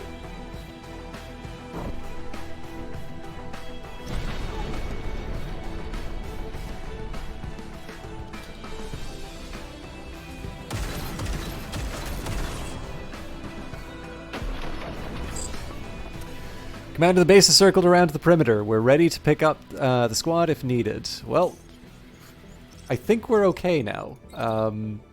So I think we'll claim the base for our own. Reinforcements arrive in turn 4.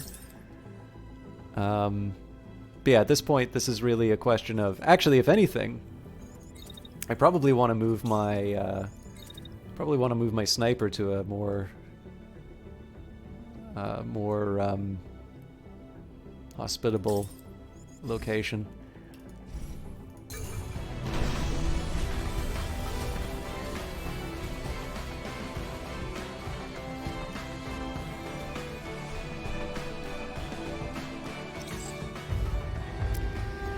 Two new enemy contacts, decelerating. Let's flank and finish this. Oh, sorry, finish them off. So, current objective, move your units to the marked areas to secure them. I'm pretty sure that's getting secured, though. So, where are the bad guys coming? Oh, they're coming in my... I did not know that they could show up in your evac area. That is very good information for future runs. Please tell me I can land. Oh, goody. Unfortunately, I think that building is going to be in the way. I just like feeling like I'm the king of the world, okay? So I don't think that hill's actually going to be the problem that the game indicates. Again, it looks like the indicators all go from the base of the base of the model. I guess it's a little, you know, to a certain extent, it's a little bit like playing a tabletop war game, right? Where you go for sort of from like the base, well, a miniatures game. So you kind of go from the base of the model to the base of the other one, because obviously, depending on the size of your model, you might or may not get the range that you need.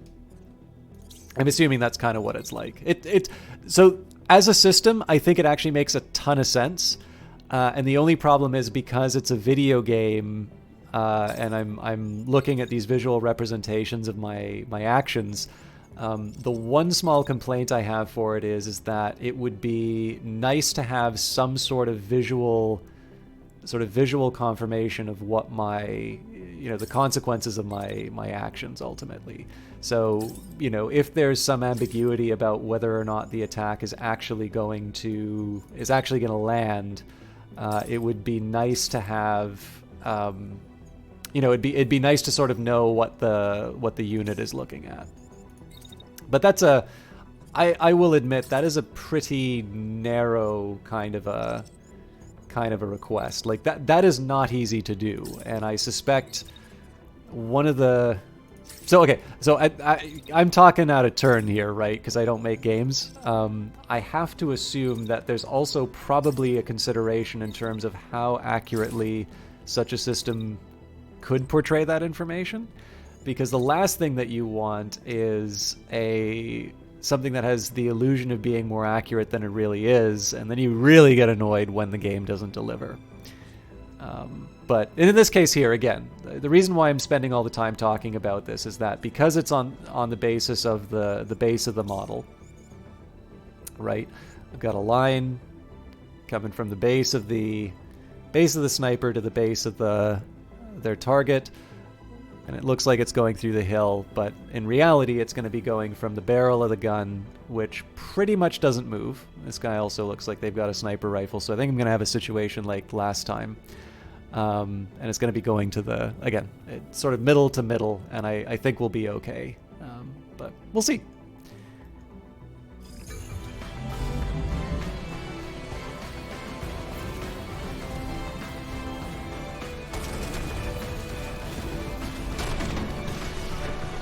Alright, that guy had a bad day. Looks like he still wants to be in the fight, though. This guy's got a sniper rifle. Perhaps unsurprisingly, they want to cause some trouble for my own sniper. So I've got 2 seconds to get my melee unit in there and get this thing out of commission. That's a tight window. Okay, so I gotta get... So the important thing is that I need to attack it on the same plane. This is the best I can do. They start their attack, but my own retaliation comes in just in time. Hang on, let's not sell myself short. Let's see if we can...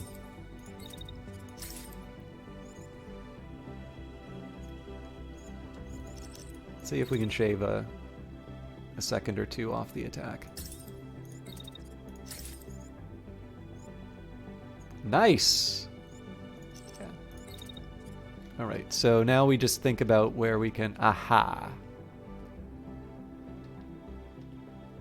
Yeah, so it's the attack angles that cause us the extra gloom. So the funny thing is because the attack on the submachine gun is so short, I actually, under normal circumstances, would have an option for retaliation. I think the only drawback here is because they're going to the hills, which obviously this isn't a multiplayer game, so I would never make such considerations. But if I knew my enemy was packing a lot of actually, hang on. Okay, no, they're shooting. Okay, so I do actually want to get out of the. I want to get out of the way after that.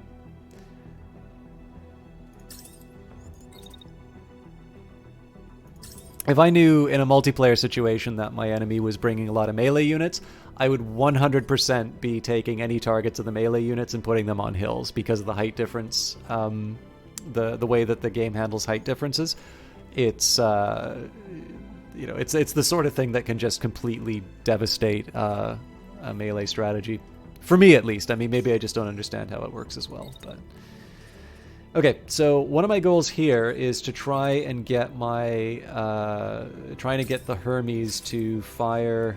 So I basically want to be firing as constantly as I can. I know it's a little bit of a tall order to pull it off. What I want to be doing is delivering as many shots as possible on the threat to the melee unit. Okay, so get a shot to the back. Alright, we're doing okay there. They're within the optimal range, so we'll wait it out a little bit. And then the question is, can I move without colliding with my own guy? The answer is yes, and again, within optimal range. Okay, that's actually a nice little turn for the Hermes. I'm really happy about that. Now, I'm going to make a big assumption here that my allies are going to do their job. And that my sniper is going to have a clear, semi-clear shot on this enemy unit.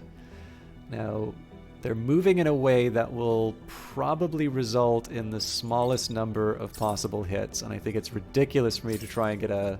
Well, you know what? That's not as ridiculous as I thought it would be.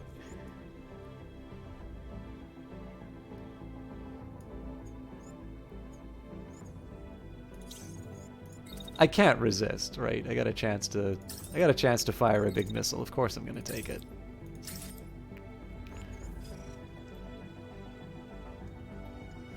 All right, I really want to see how this this ballet turns out, so we're going to follow the Sleipnir on this story, assuming I can find it. No, right, it's in the woods.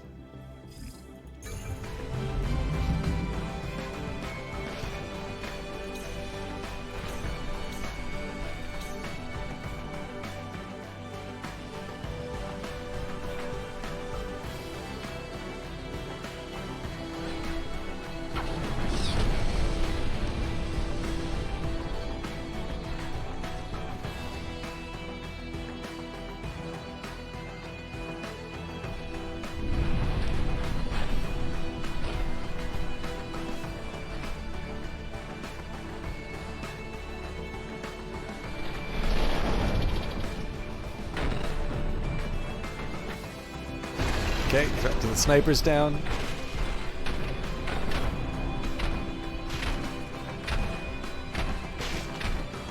Wee bit of damage in the back. Nothing's hit the meat yet. Or the metal. Alright, a little metal damage.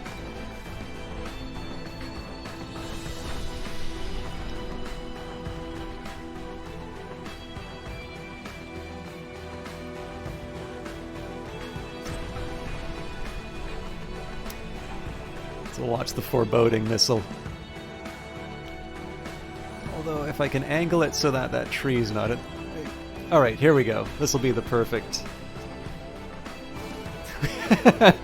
We see the poor melee victim just flying.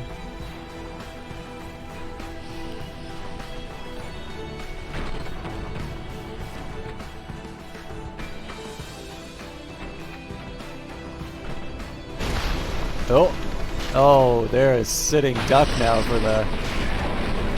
Yeah. Not such a good day for that guy. And to add insult to injury.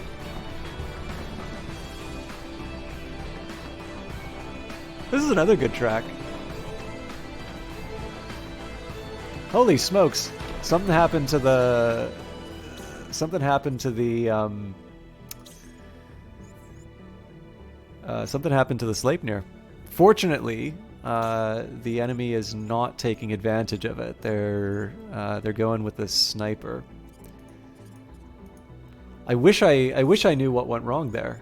Oh, really? Okay.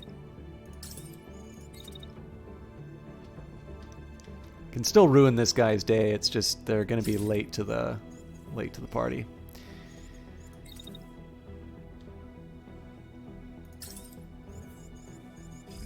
All right, so pretty clear what the move is here. Get to the lower ground as soon as possible. Swipe him from behind. Ideally, I have a good gap of about from 2.5 to 3.9. I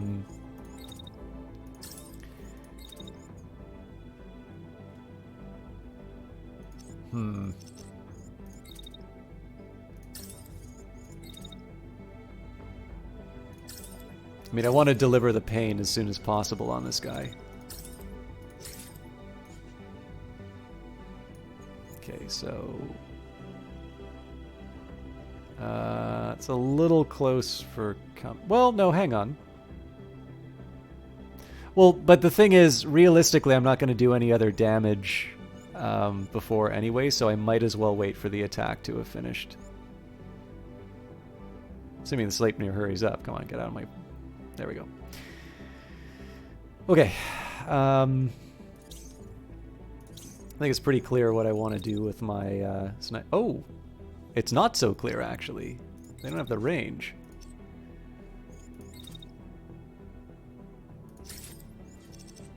Alright, well, if you don't have the range, there's only one move to do.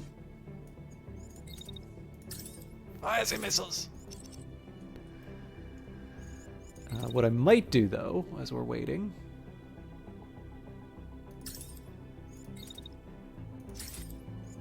It's a little too much.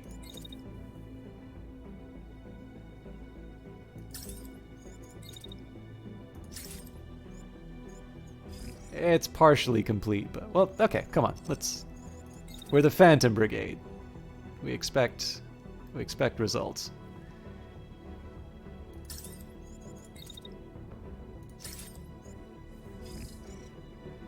Alright, not 100% done on the turn, but I can live with that. Nope, I can't live with that, actually. Sorry, I'm just thinking it through. I don't think I actually need that much time.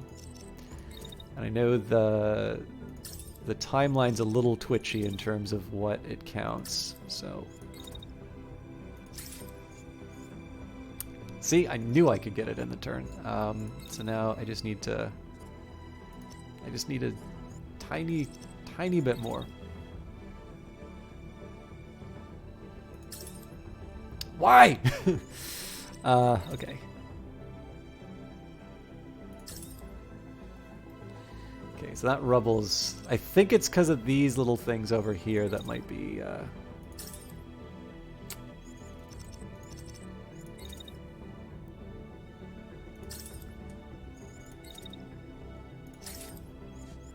that's too aggressive, so... Okay, if I just turn the other way... That scares the hell out of me to do it, but... It works, though.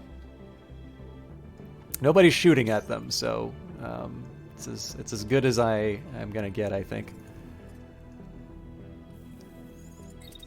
Now, I do want to be a little mindful about the fact that there is a missile coming in. Actually, I don't need to get too clever about this, to be honest.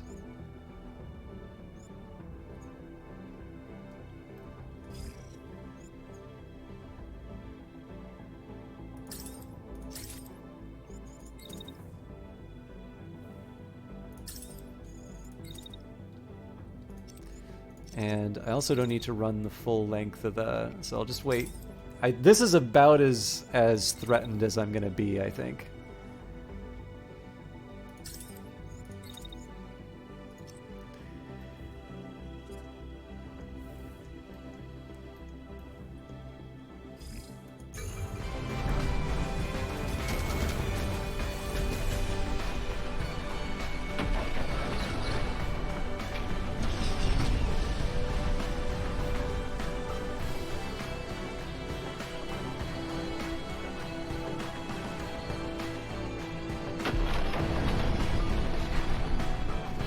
I don't think that rocket's gonna arrive on time.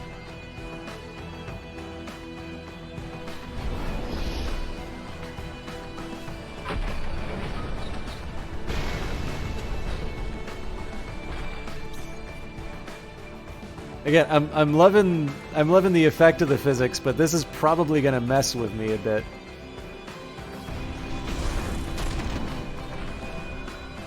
Yeah, because that thing was like nowhere it needed to be. Fair enough. But it looks like it's going to resolve itself. So they're going to attack with their primary at the 4-second mark. So what I'm going to guess happens is that this thing is just going to reconnect with itself at the start of the turn. That means that I kind of get to prioritize attacks. I keep forgetting. I did make some sacrifices to make this work properly. Gotta find a way of keeping the distance. Not crazy about that, to be honest, but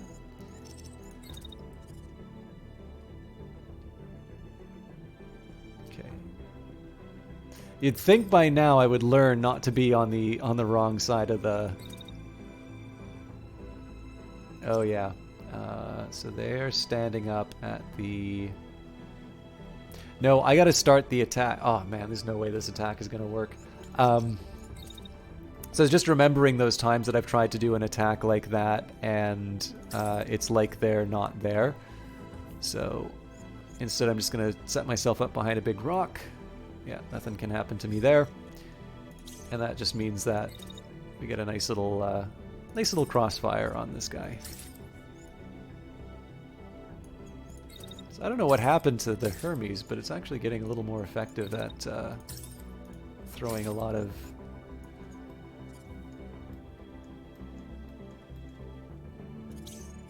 material out. Okay, so it looks like there was a little bit of overheating at the end there. We'll wait it out. I think being here is more of a formality than anything, but... I can take the shot, there's no real risk to me for doing so, so...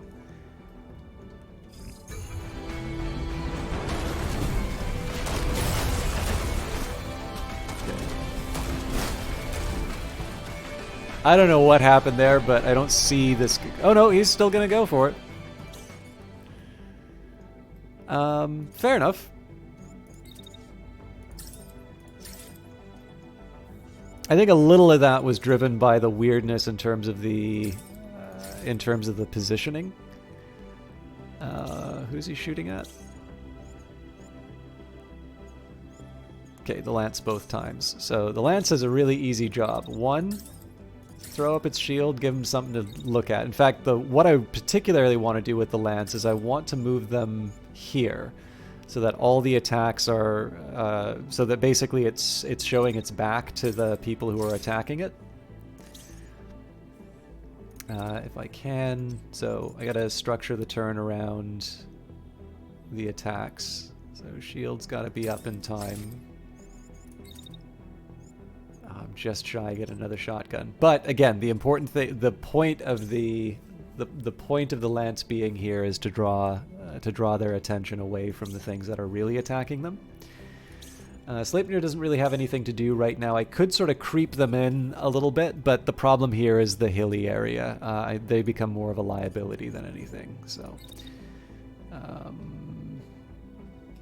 and I decided to go for the style points and wound up putting my sniper in an inopportune position. So I mean, we'll take the shots, but I'm not feeling super confident about them landing. That's the Sleipnir.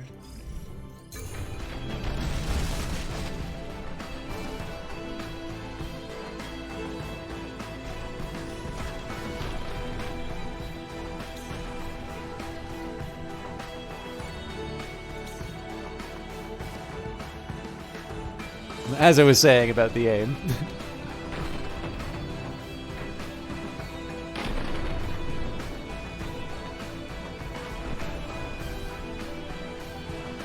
Alright, it seems like this guy's gotten see-through again.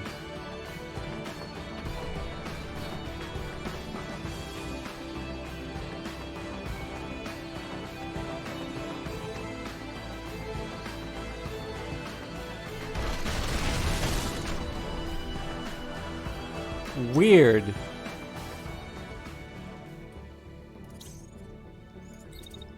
Alright, I'm going for it. I mean, there's nothing else to be done, right? It's funny that I'm running into this now. I mean, maybe I'm not running into it now so much as I'm just noticing it now, but... I have to assume that it's driven by... I have to assume it's probably driven by the fact that we sort of knocked them out of their position. Okay, let me just make sure I got... Okay, there's only one round where they do that attack. But yeah, I mean, the rest of it is exactly what it looks like, just firing away at the bad guy, trying to make the most of the situation. There is no way any of this is going to work. So I think the time has come for us to consider a new location.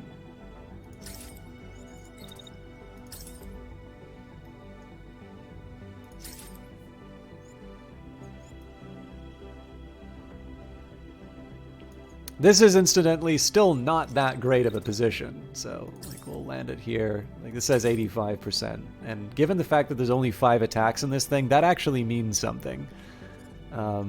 It does matter to me that we actually land the stuff that we attempt. I think as long as I can get the Sleipnir there after the 3-second mark, though, well, they wait around a little bit, but. I'm gonna...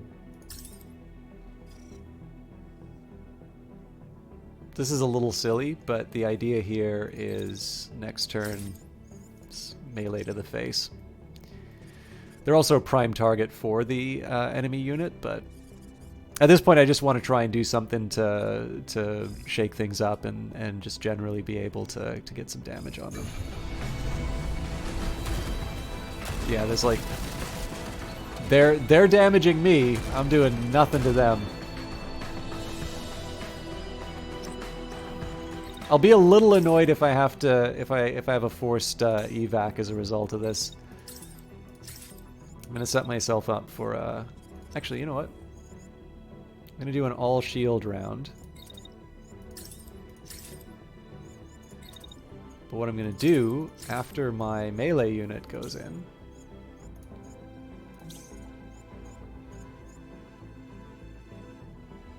That's after the 1-second mark. So what I'm trying to do right now is just force the game to recognize events happening to this machine.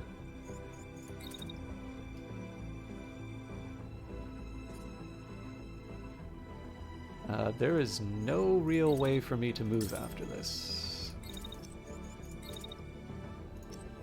So I'm just gonna dash out of the way.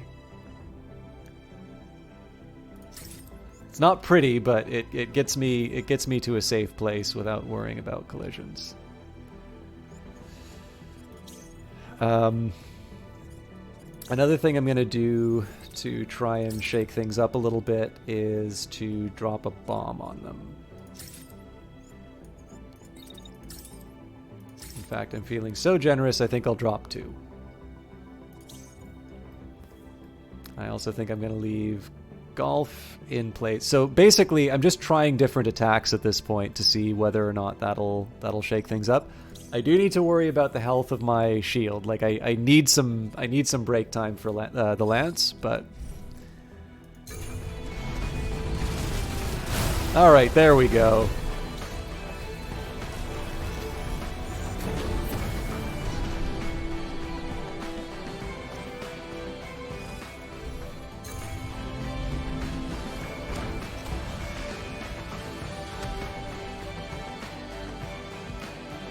That was a little odd, but we got through it. All hostiles eliminated, site under control. 60-second battle, 2,406 damage taken, 9,543 damage inflicted, 156 actions planned, 2 kilometers, 35 meters traveled, 4 units destroyed, no parts on site, and 187 supplies. Nothing too special as far as the gear is concerned. So, regrettably, I still have 2 more I was really debating on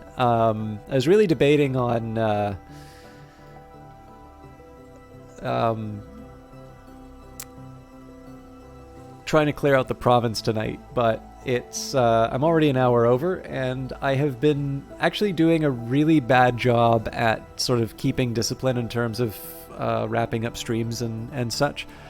But man, I gotta say, like, I obviously really like Phantom Brigade. This new patch is something else. I was talking a little bit before about, while I'm wrapping up, I can at least find somebody to host tonight.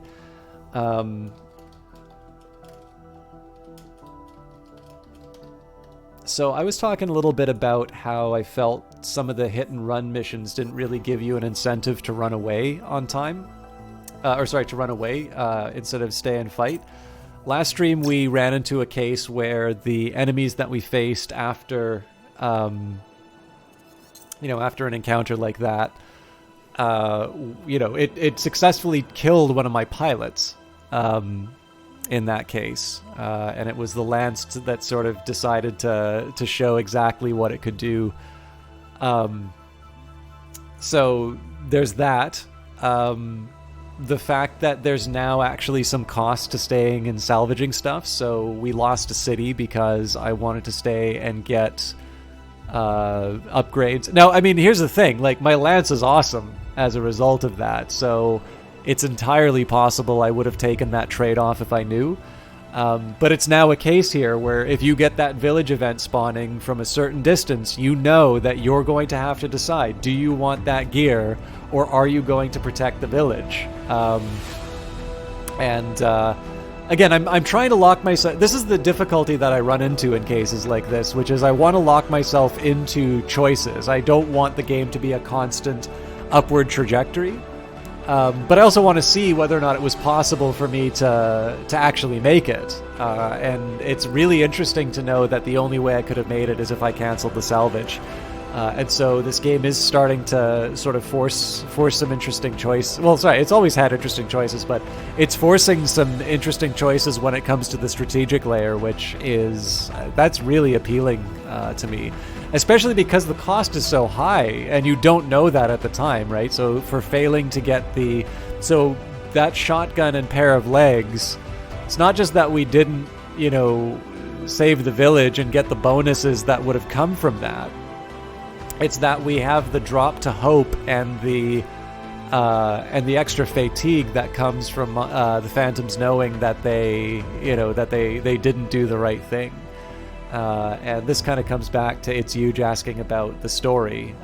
This is definitely a game where I want to be the good guys, where I want to be upright, and I genuinely felt really bad that I failed the village. So, all great stuff. I mean, I'm going to attribute that to the Arsenal update, the one that we just got in February. It could be that some of this stuff has been lying underneath and we've been waiting for it the whole time, or that it's just been waiting for me to find it. But this game is something else. For those of you that came in a little bit later, I do strongly recommend that you check out the VOD, particularly when my mech was being chased by um, like by being chased by missiles. This game just makes me feel things that I've not felt in games before. This is really just, I have so much fun playing this game. So regrettably, there are no... Oh my god, there's no Phantom Brigade and no Industries of Titan streamers? Jesus Christ. I'm going to do this appeal again. For those of you who are thinking of getting into streaming, for those of you who stream, I really want to encourage you to play Phantom Brigade and Industries of Titan. One, I'm looking for people to host this game on, and I realize that my audience may not be the largest, but you know, it's more people to watch these games. And number two, they're so much fun. The fact that I don't have somebody to host Phantom Brigade right now says to me that people do not realize that there is just something amazing for streaming waiting to be found. Anyways, I am still gonna wrap it up tonight, so I will give a quick shout out to Valiant Cheese. Valiant Cheese is doing some game development right now. He's doing a take on Minesweeper called Bone Sweeper. It's a really interesting, it's shaping up to be kind of an interesting little game. And I know some of you do aspire to be game designers, so he would be a really good one to follow because he's also very open about his process and uses open source tools. It's a really great little way of sort of seeing something put together, even in the phases where it doesn't really resemble the thing that you have inside of your head. He's also a really nice guy. He did a great bee-themed city builder called Hive Time, which if you haven't checked it out, it's good. It's a pay-what-you-want game, so if money's tight, there's a recommended price, but you can pay what you think is fair for the game. I am, however, going to raid Night Valian tonight. Night Valian has one viewer at the moment, and I don't know if that's him. So, Night Valian has now moved on to Yakuza 4, so it looks like he's doing the whole series. He definitely communicates the fun of those games quite a bit. So I encourage you guys to hang out. He is a very friendly Brazilian streamer, very soothing voice, so I know some of you like that. As for me, tomorrow we've got another episode of The Elder Scrolls Oblivion. That's going to be starting at 7 o'clock. That is a pre-recorded video, so I'm usually inside a chat, hanging out with everybody. But if you're looking for an individual welcome, you'll have to wait for one of the live streams for that. Wednesday, we get to play the new Industries of Titan patch, and rumor has it is quite the doozy, so I'm really looking forward to doing that.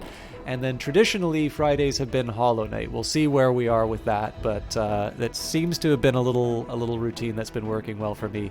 Thank you everybody for watching. Please treat Night Valian well, and please, if you haven't, try Phantom Brigade. This game is incredible.